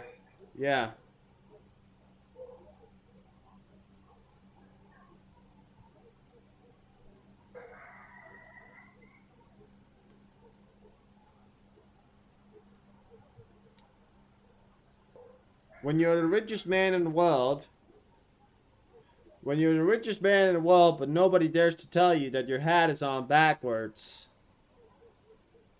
There's Elon Musk right there. There's Elon Musk right there with his hat on backwards. That's because you see, the richest man in the world, don't dare tell him that his hat is back on. It's on backwards. And no, that doesn't work like caps where you can turn it the other way. You don't turn a cowboy, cowboy hat, however you say it, that kind of hat, that way. Sumy region and Poltava region just turned on. We are not done with missile threats here. I believe we are not done.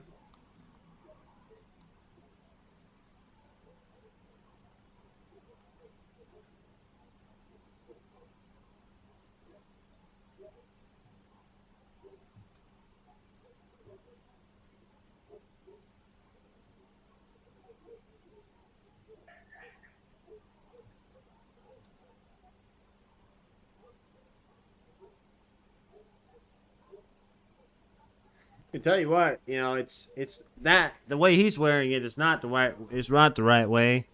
You don't wear a cowboy hat backwards. It's not. You can't. You know. You can wear a cap backwards.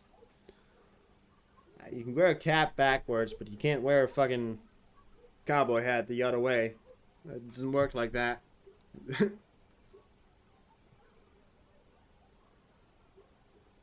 If that's what he wants to do, but yeah, it's when you get too rich sometimes. People don't bother telling you things because yeah, they're afraid you're gonna tell them off.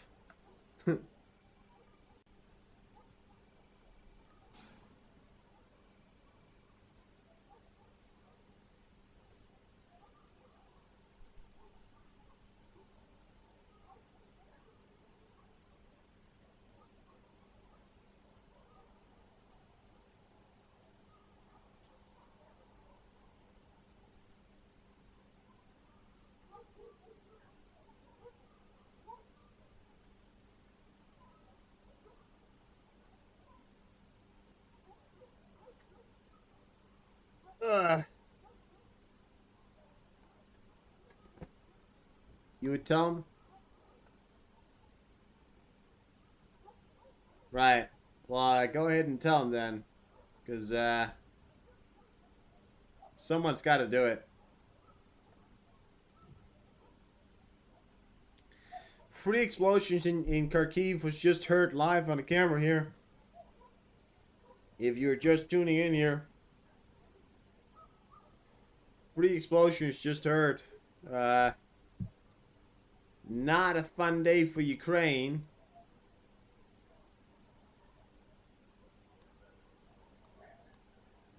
Yeah, it's never a fun day for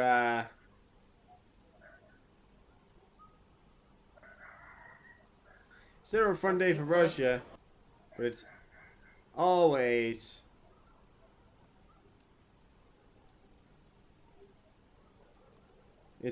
a good day for the Ukrainians, except sometimes when the Russians manage to hit.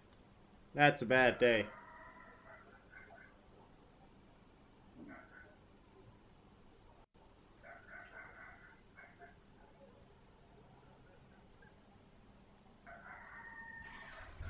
It's not him, you idiot.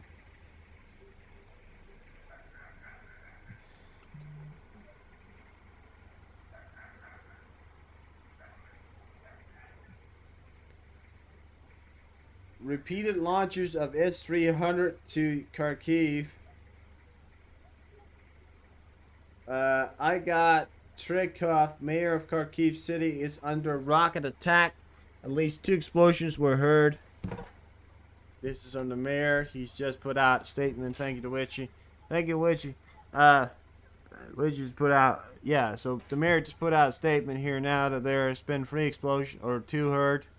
What do we know of? We know of 3 explosions. So, some good stuff happening in Ukraine right now. Kharkiv, Poltava are under missile threat. The Ukrainian air defense systems could be holding for now. That's maybe why we're not hearing anything more.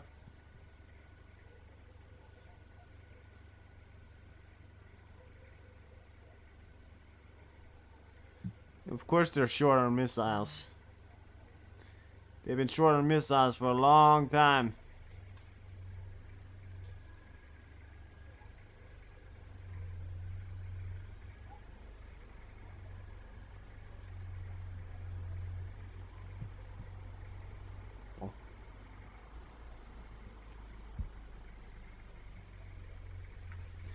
Uh...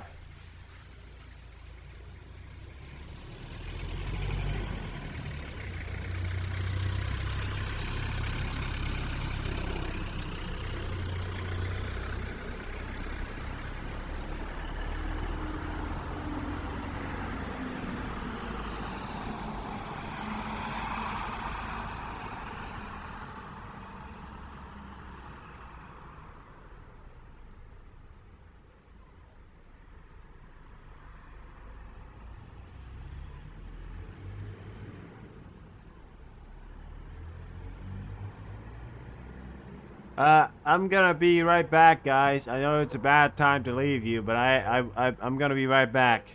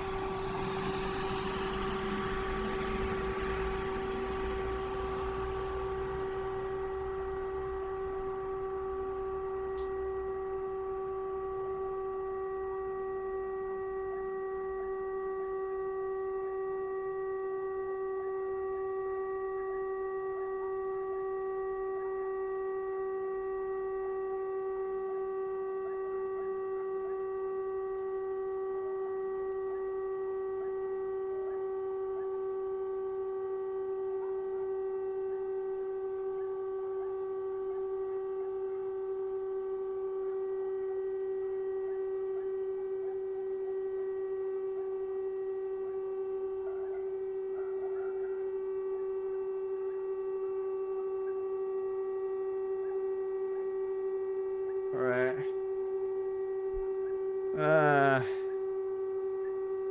Dogs are very loud. More booms. There was two more. There's two more. Okay. Two more booms. Alright. Shit. Yeah, more than half of Ukraine is lit up right now. Sorry about that. Regional. There's nothing on it yet. It's supposed to be S-300 systems. Firing off F-300 system, blah, blah, blah, blah, right? So, nothing else on it right now, at least. I don't know.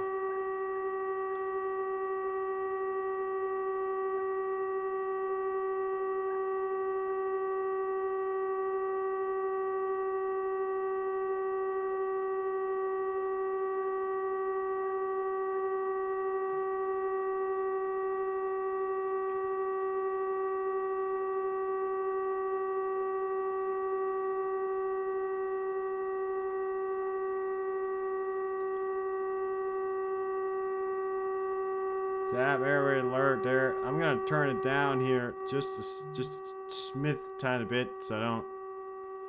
A little bit loud.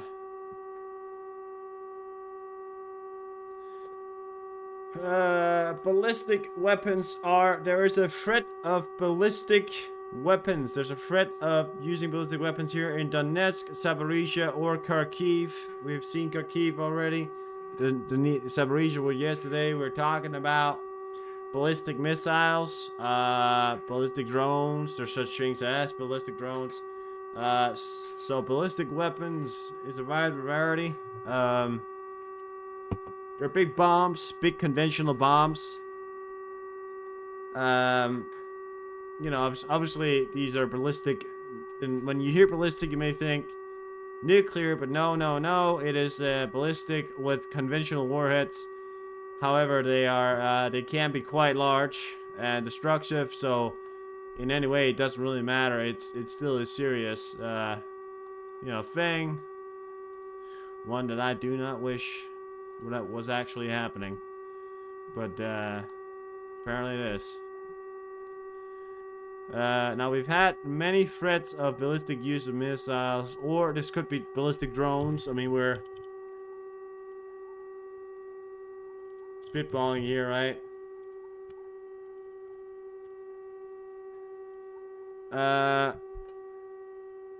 Iskander ballistic missiles could be from the Iskander systems. The 18th of September, there was a report that came out. Ukraine destroyed 27 drones, 1 ballistic missiles. Iskander systems is one of the systems that Russia has. They could use as, ballistic missiles. So this could be very serious. We're gonna have to keep an eye on it. Keep in mind that when air raids turn off, doesn't mean the danger is off. It just means that they believe that most of the people have been warned. Go to shelters. Now people are heading to shelters. Are in shelters. It doesn't mean the danger is over. It means that the danger not only has just started, but is very credible. You know, obviously we have phones nowadays that give us the notifications as well. We want to point that out.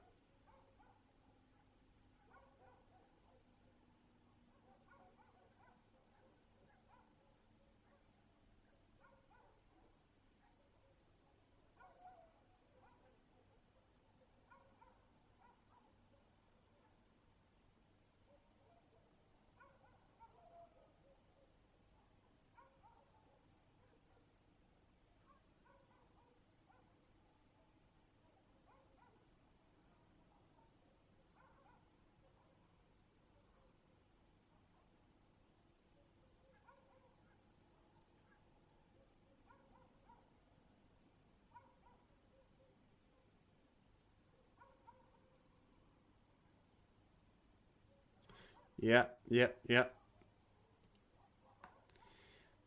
Shaded in Kharkiv Oblast are going in the direction of Poltava Oblast. World War III monitor. I got more of that. I'm gonna monitor Flash if he's got anything. Usually he's the one out with that to start with. Nothing else on that. Explosions heard in Uman. According to subscribers, we are waiting official information. Explosions heard in Uman. Where is Uman? God damn it. Uman, a city in Ukraine. What district is it in? It is probably in the Kharkiv district, if I'm...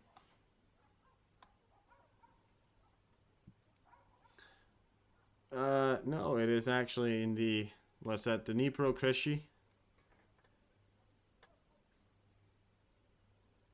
Yeah, it's in the Chesney region, or this one. That explosions in the area around here. Yeah, Uman City. Explosions reported. Shaded drones, perhaps.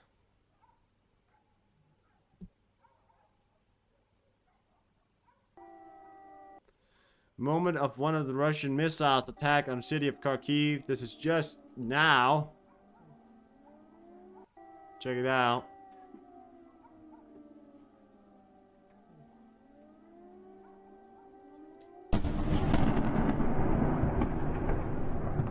The shockwave came right there. You had a phone exercise yesterday? I mean, yeah, a lot of people have that anxiety about it because, I mean, the big problem, especially for veterans, people who come home from war, people who have been in war, people who come from countries at war, you know, the hearing the sirens, hearing it on the phone, stuff like that, you know, it's sometimes it's hard for people to adjust, you know, and it's a hard adjustment because, you know, brings back memories. That's what it does. Bring back memories. Pretty bad air there. There's some increase of bad air in look at that. This was just reported here.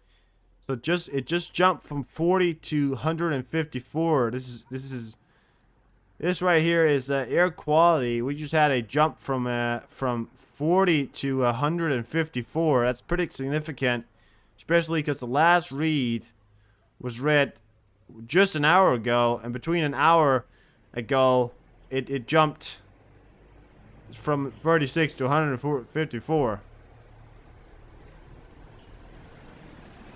Only other area that has the same thing is areas up in Belarus, but this one's already been monitored like that. This is a very rare thing to see in Ukraine. There's not often that they have this thing going on down here in the Kirk. This is on the Russian side, by the way. This is on the Russian side. This is the Russian-controlled one, so it's not even a factory as far as we know, but yeah. The 13th, was it not?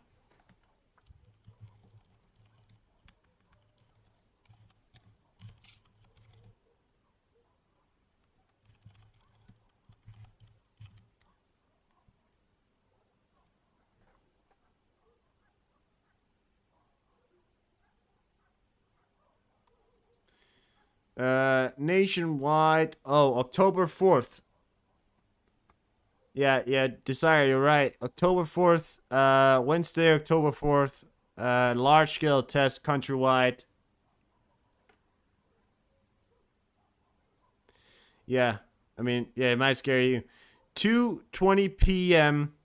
Eastern Time, Wednesday, October 4th. Large scale, you're gonna get a notification on your phone. If you do not have the latest version updated on your phone, by the way, Witchy, anybody who's living in the US right now, if you do not have the latest version of the iPhone update, if you own an iPhone, on your phone, get it done now, because then you'll actually get the notification. That was the problem that happened in Denmark. We didn't have that up.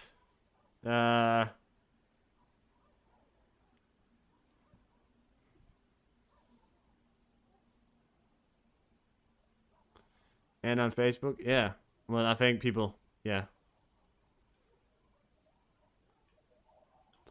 Worth keeping an eye on. Alright, well, shit, a lot of stuff. There we go. Partially no off. All right.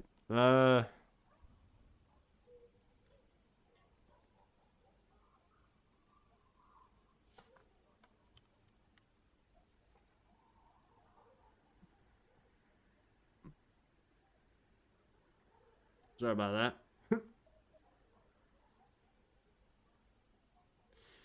Russian aviation guided bombs all day. All the day. Russian aviation launching guided bombs all day.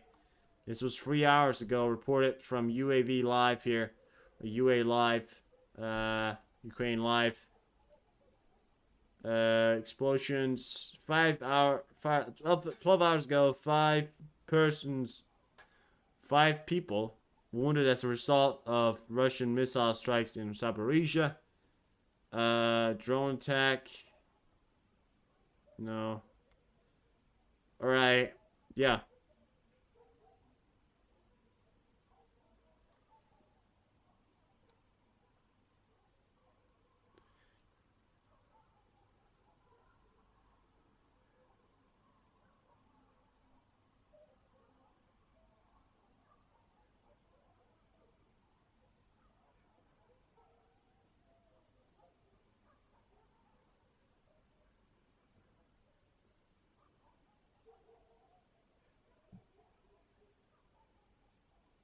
Be right back.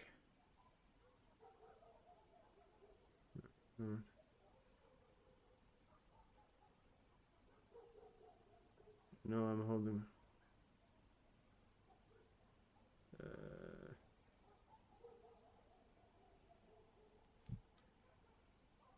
Fair enough. Now, alright.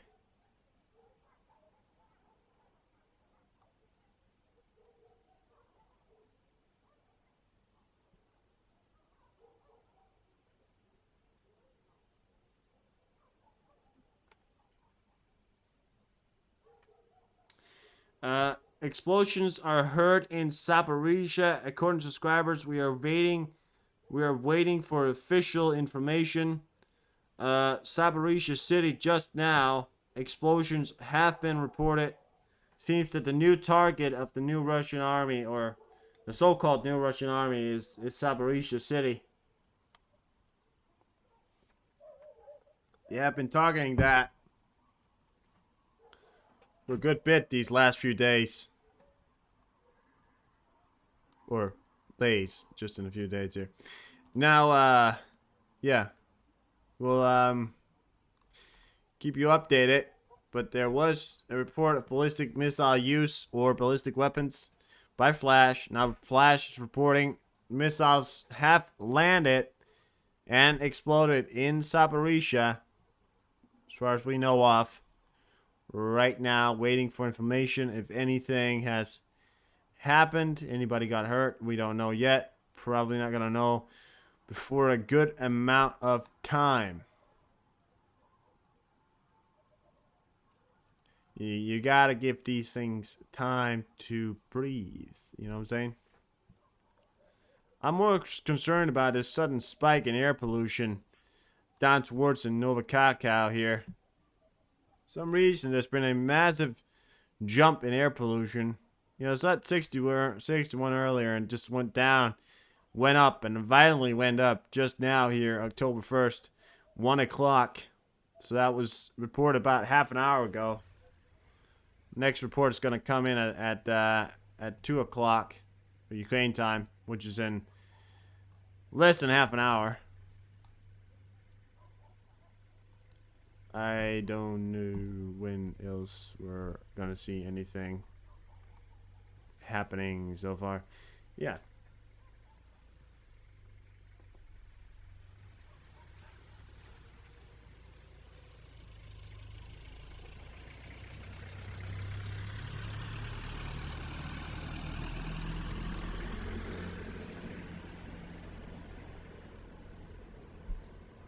Friend of mine about this yesterday.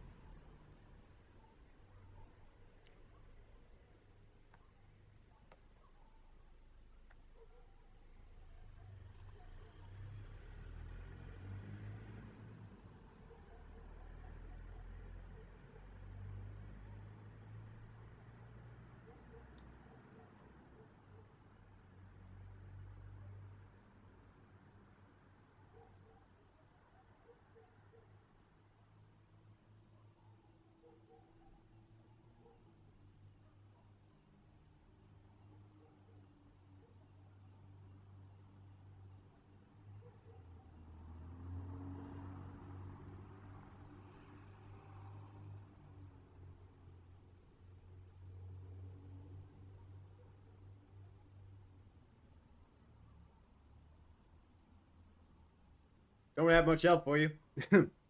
Waiting for Flash to publish anything.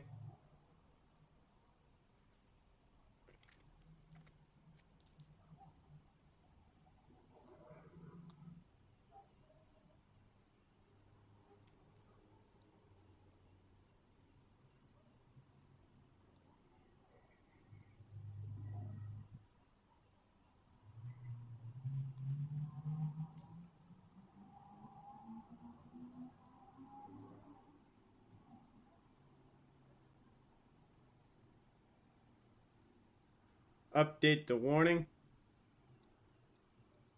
Oh yeah. Right, yeah. France is getting ready to arm Armenia. According to French Defense Minister Sebastien Lecornu, we spoke to France Info. We have opened a defense mission in a country that did not exist until today, and which will allow daily contact with the Armenian army and authorities to study their defense and security needs. He said, in any case, we are considering requests coming from Armenia so that they can defend themselves. No, I don't know. Well, that's what it is, right?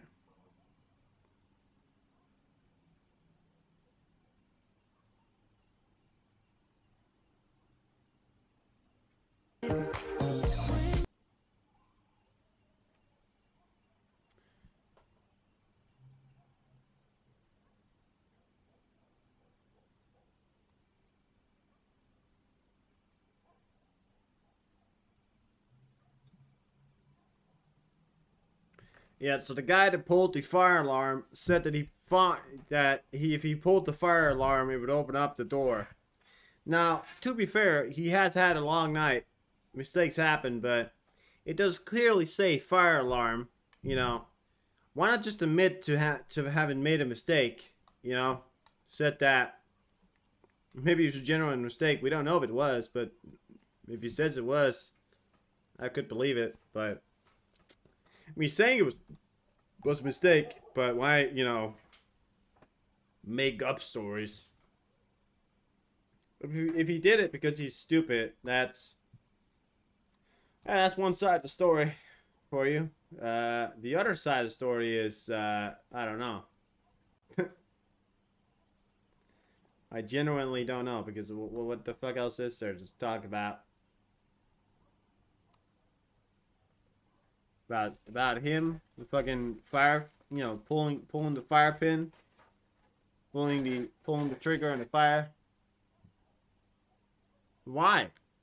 You know?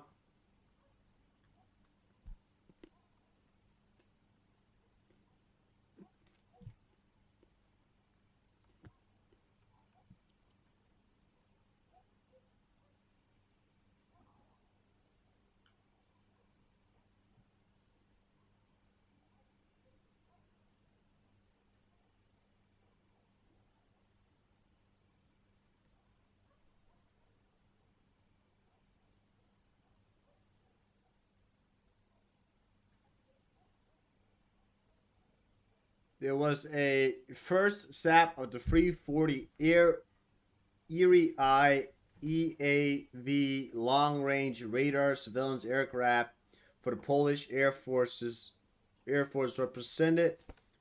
was presented in Sweden.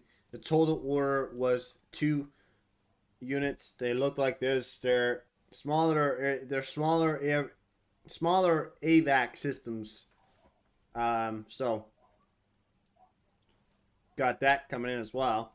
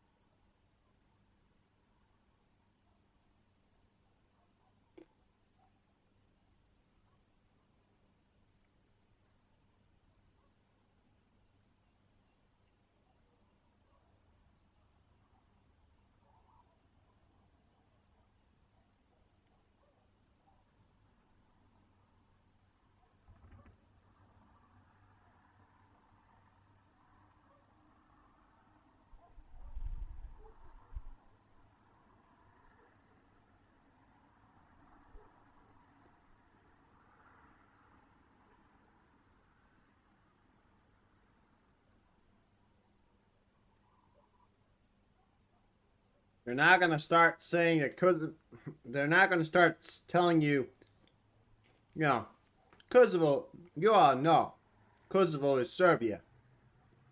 No, but they're not. You're an independent country, whether you like it or not. They are. I mean, it's.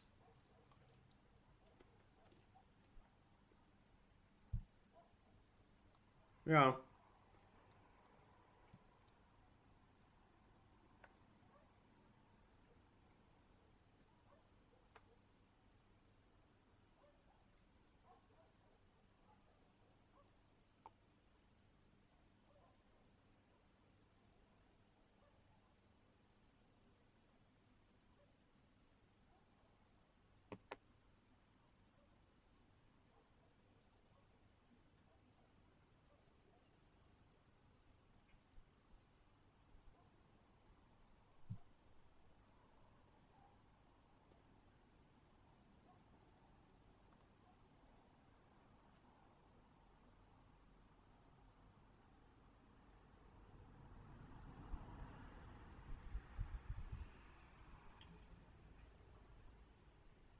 There will be a bunch of people telling you that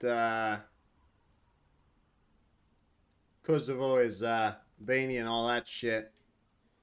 It's not. You know, that's the thing you got to take away from it. But that's also the power struggle right there. A lot of people seem to think so. A lot of people want it so. And then there's the inevitable, you know, leaders of said countries like Vucic, leader of Serbia, who very much believes that we're still living in the 1800s and that the era of expansion is still upon us. That's what his philosophies are, right? Do you hear that? The era of, you know, expansion, all that stuff is still on us to this day. But in reality, they're not. It is not. So, yeah.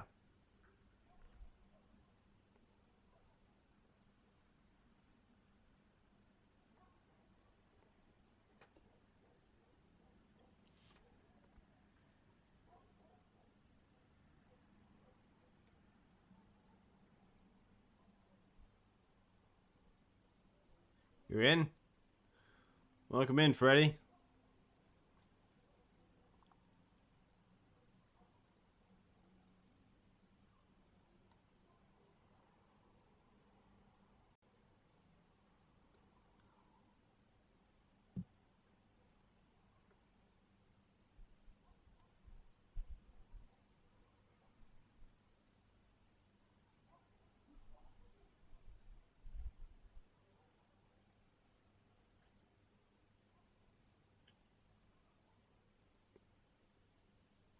So what, guys, we're gonna do this for now,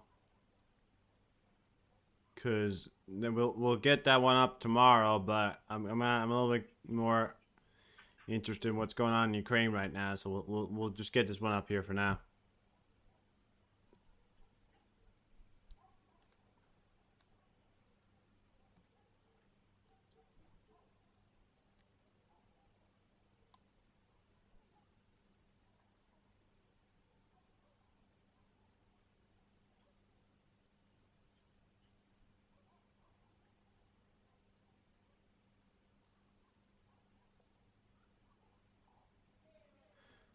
A lot of important stuff here happening today. A lot of stuff happening today. I mean, listen. I mean, we were obviously gonna get more and more news coming out. The latest of the latest, right? We're supposedly we have avoided the U.S. government shutdown today. We have had ballistic missiles, or sort of it, you know, conventional, in Ukraine. Then, believe it or not, you know, Kosovo is out here, you know, together with Serbia, or against Serbia, right? All right, have a good night, sir. See you and the other side. Yeah. But yeah, you know.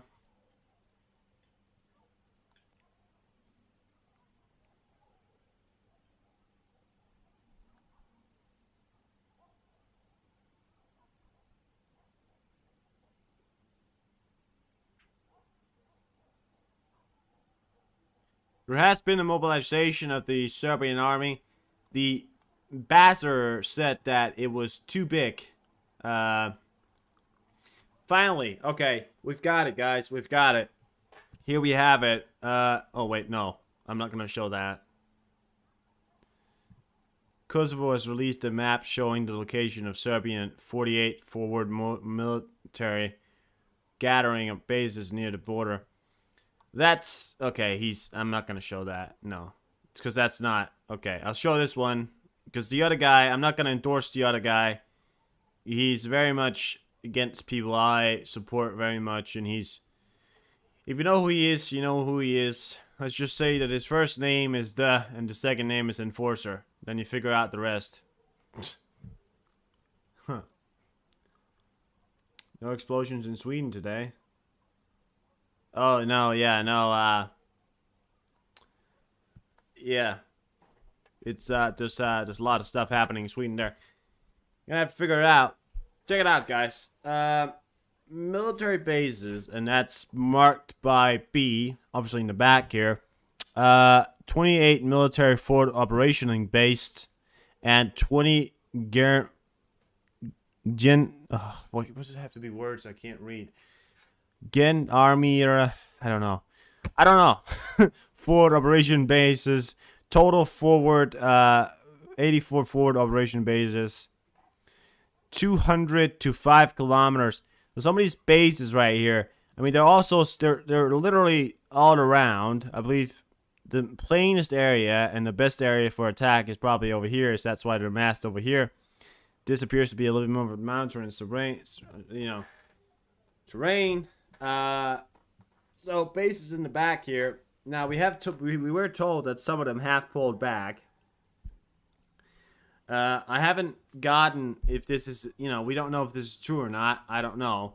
I'm gonna have to wait to see if the big guys post this out. But this is to give you a comparison.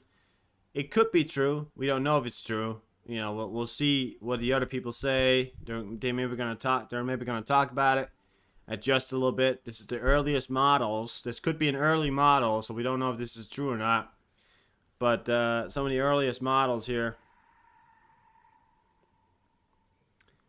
Yeah, I think there's still some kind of threat of something going on here in Ukraine. Sumy regions just turned off, sorry. So this right here is the current situation. Very likely that we're going to see a operation from the Gilan region and push in from here. Probably gonna push towards Pristina. I believe it's gonna be an all frontal push.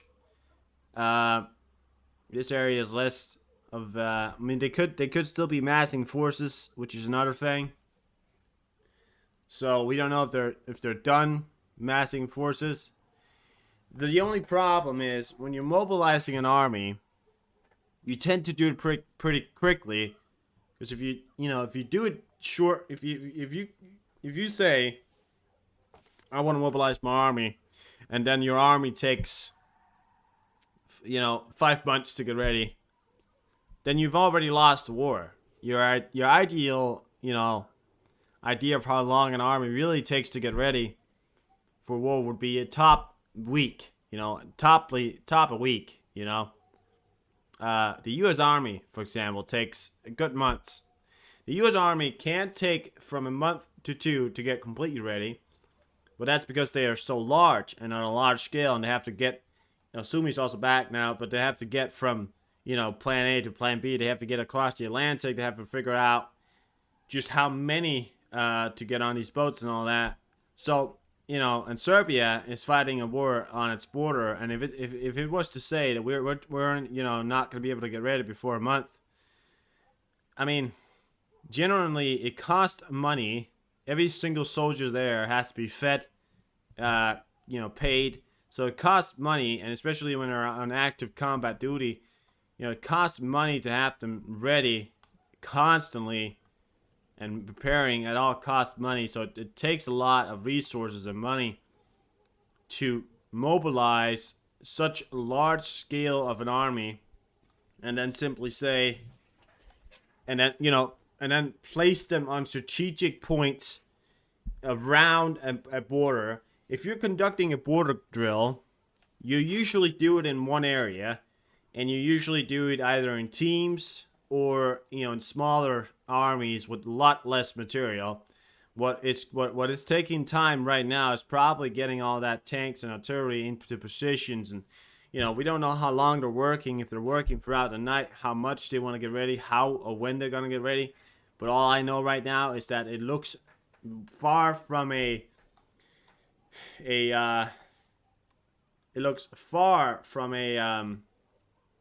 sort of invasion. Sorry, how could you put it? Far from an exercise. It looks far more like something serious, of something, contention or invasion or something kind of war, Yeah.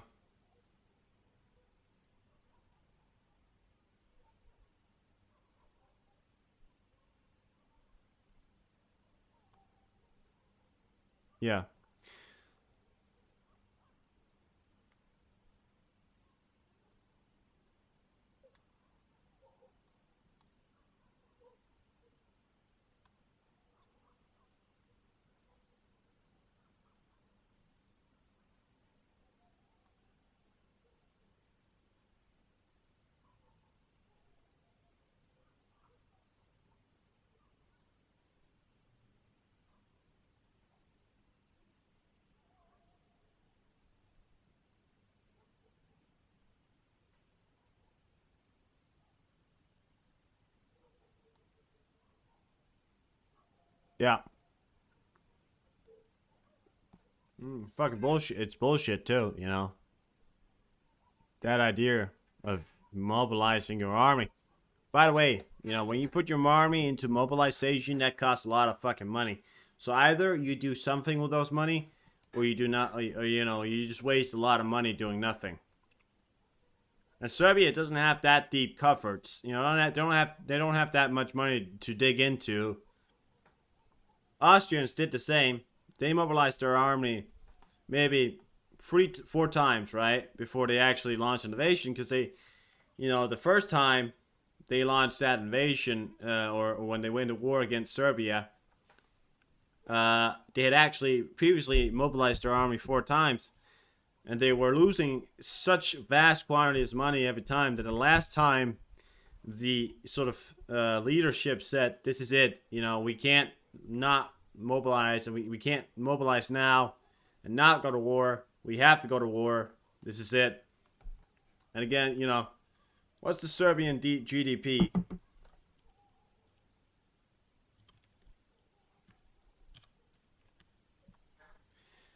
$63 billion, and 63 billion. I mean, it's been growing, but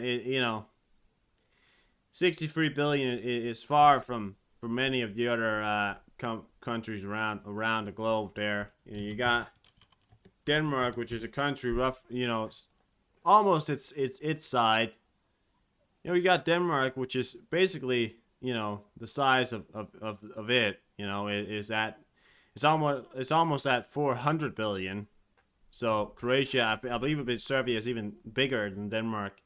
It's landlocked, so it doesn't have a lot of naval trade routes and all that trade routes and all that stuff. Well, it's technically landlocked. I think there's rivers running through it, but Croatia has a bigger GDP than them, so that says a lot. And that's from 2020 model, but same principle. Yeah. And yeah.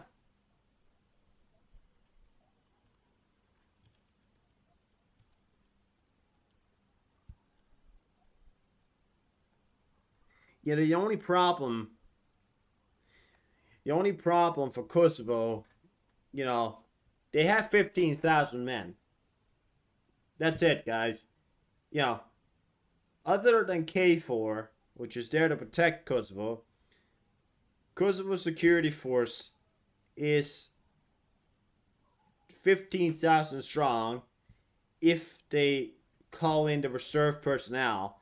They have 10,000 active personnel, and then if they call in the real guys, or sorry, the personnel, the reserve personnel, that would be 15,000. That's all they really have. Of course, then they could, conduct conscription, but the amount of numbers they may get up, how many people live in Kosovo is.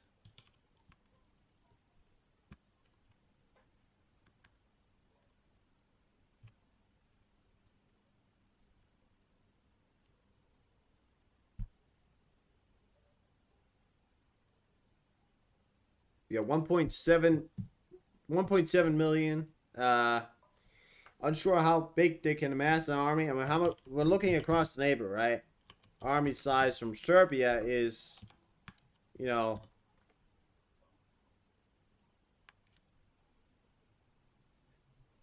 okay.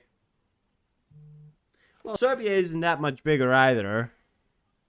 Serbian army is at 13,000. Again, these are two countries with a very small GDP. Relatively small GDP, fighting against each other. Serbia actually has less troops, but I don't know how many they're gonna call in for it. It's a small time war. I mean, when you think about it, but it's very large, small numbers that they actually have to fight. So the fact that they want to take on. Sorry, that was a weird sound. I just made out with my mouth right there. The fact that they want to take on NATO is, or threaten NATO's security is real bad. Chengi, the threat of using ballistic missiles, 1:20 o'clock plus 1 point. Oh, are we talking an hour and a half? Or what? The Iskander, the C. Okay, so not the S. The C-300, which is ballistic, and the point U. Thank you. All right. Well, I knew about the Iskander, the C-3. Never heard about that point U, but apparently that's also a system. Ballistic threat missile.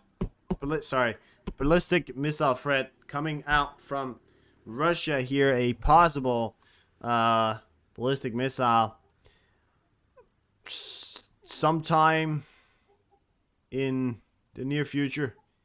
1:20. They said about 1:20 a.m. UPG. I don't know what is that.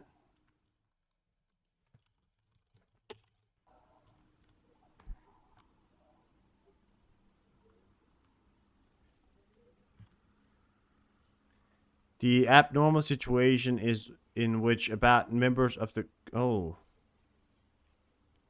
Okay, no, not that.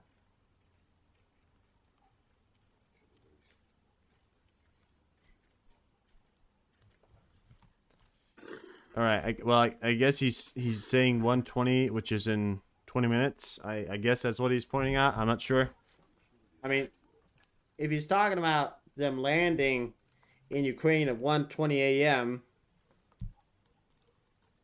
when did he report this?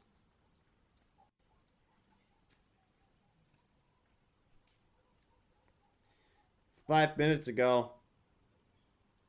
Chefny Polarat, Sumy region, the threat of use of ballistic weapons.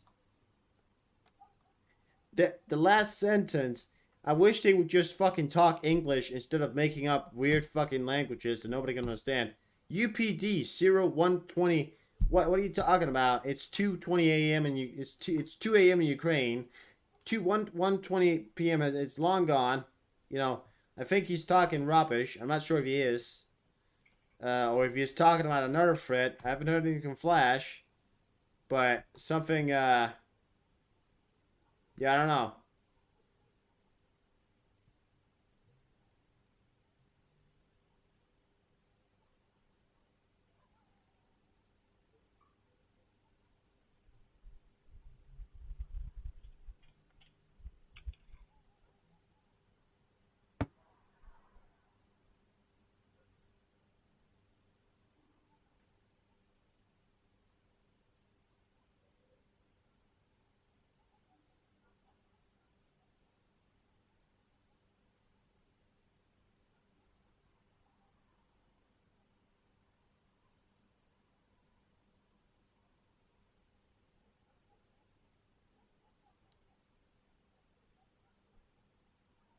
in Kharkiv, Fred.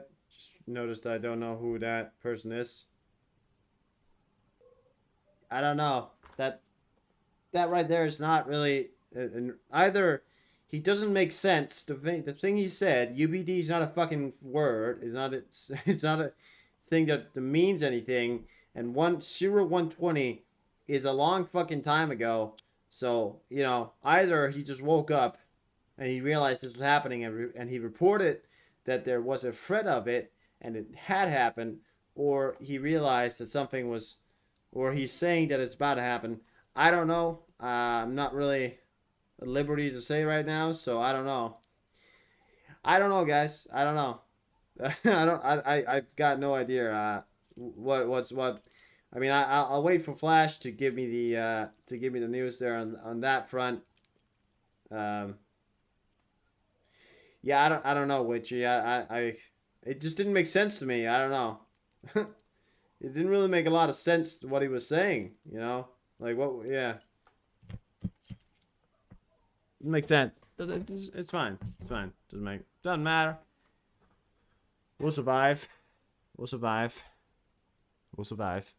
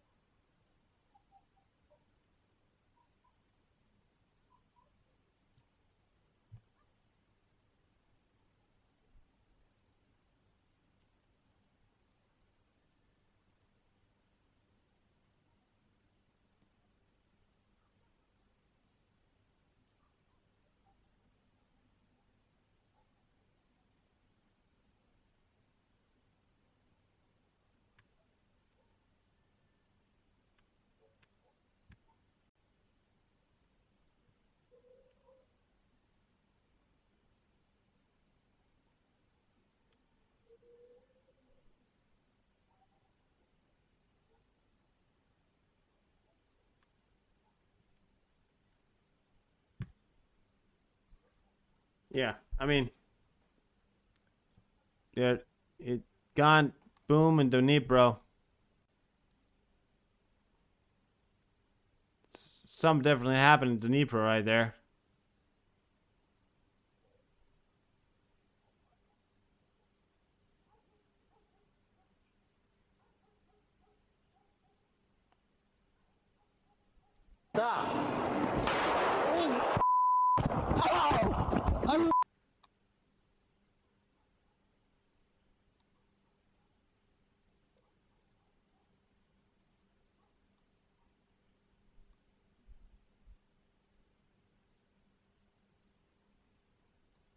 What does it say?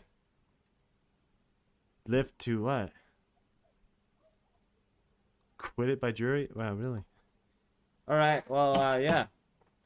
Stuff still happening. Yeah, they arrested the 60-year-old behind the murder of Tupac. Kind of a bit late on that, guys. It took you a while to realize it, you know.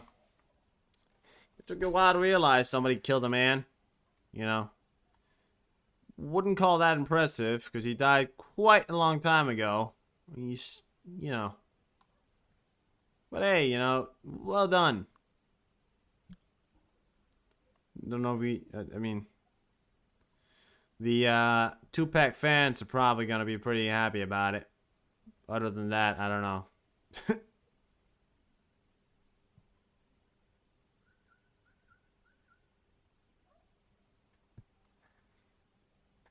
Yeah. A long time ago. It's a bit, yeah.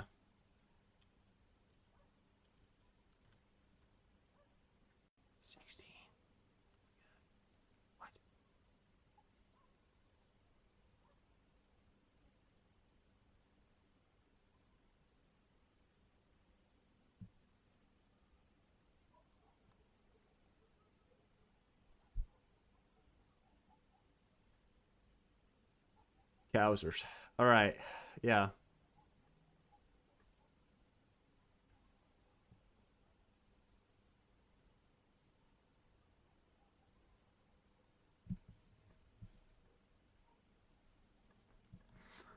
Yeah, I mean, it's very likely gangsters that killed him in the first place, and that's a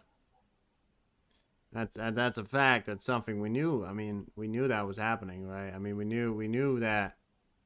Well, we also happen to know that there was a lot of people that we probably knew that who was singing and dancing hours after it happened on the dance floor that we probably knew did it, but we didn't arrest them for God knows why. I mean, it's fucking weird reasons, but yeah. Yeah, doesn't matter. But let's. I'm gonna.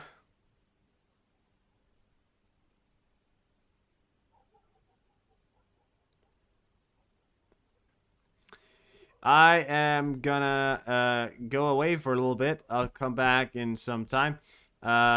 We're probably gonna leave the stream up for you guys tonight, in case anything pops off. So we got the everything here, so we can, ensure that.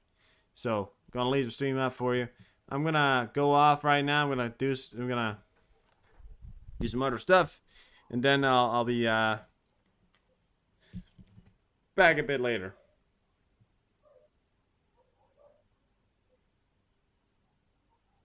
Well, JFK was shrouded in much more mystery, That was very likely KGB, They don't like saying it, but it was very likely KGB.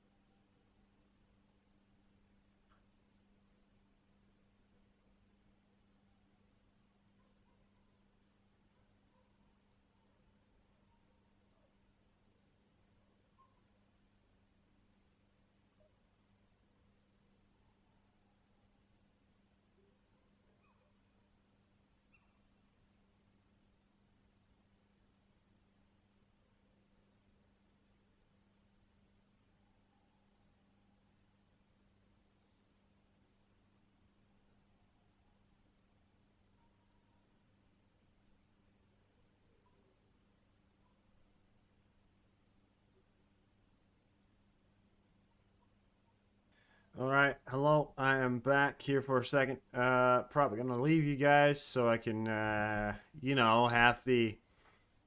what's known as what's that word again? Oh yeah, sleep.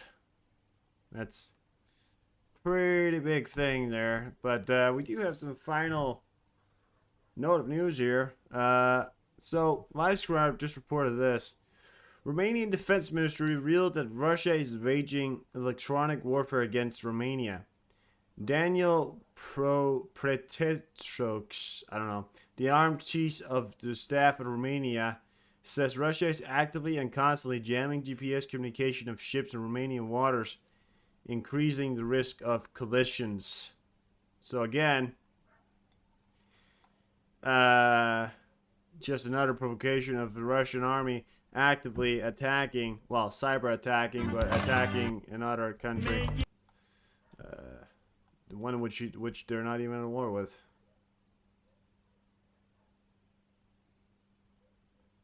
You know, so yeah. Do we have anything from Kosovo? I don't think so. We got anything coming out from Kosovo at the moment? I think we are.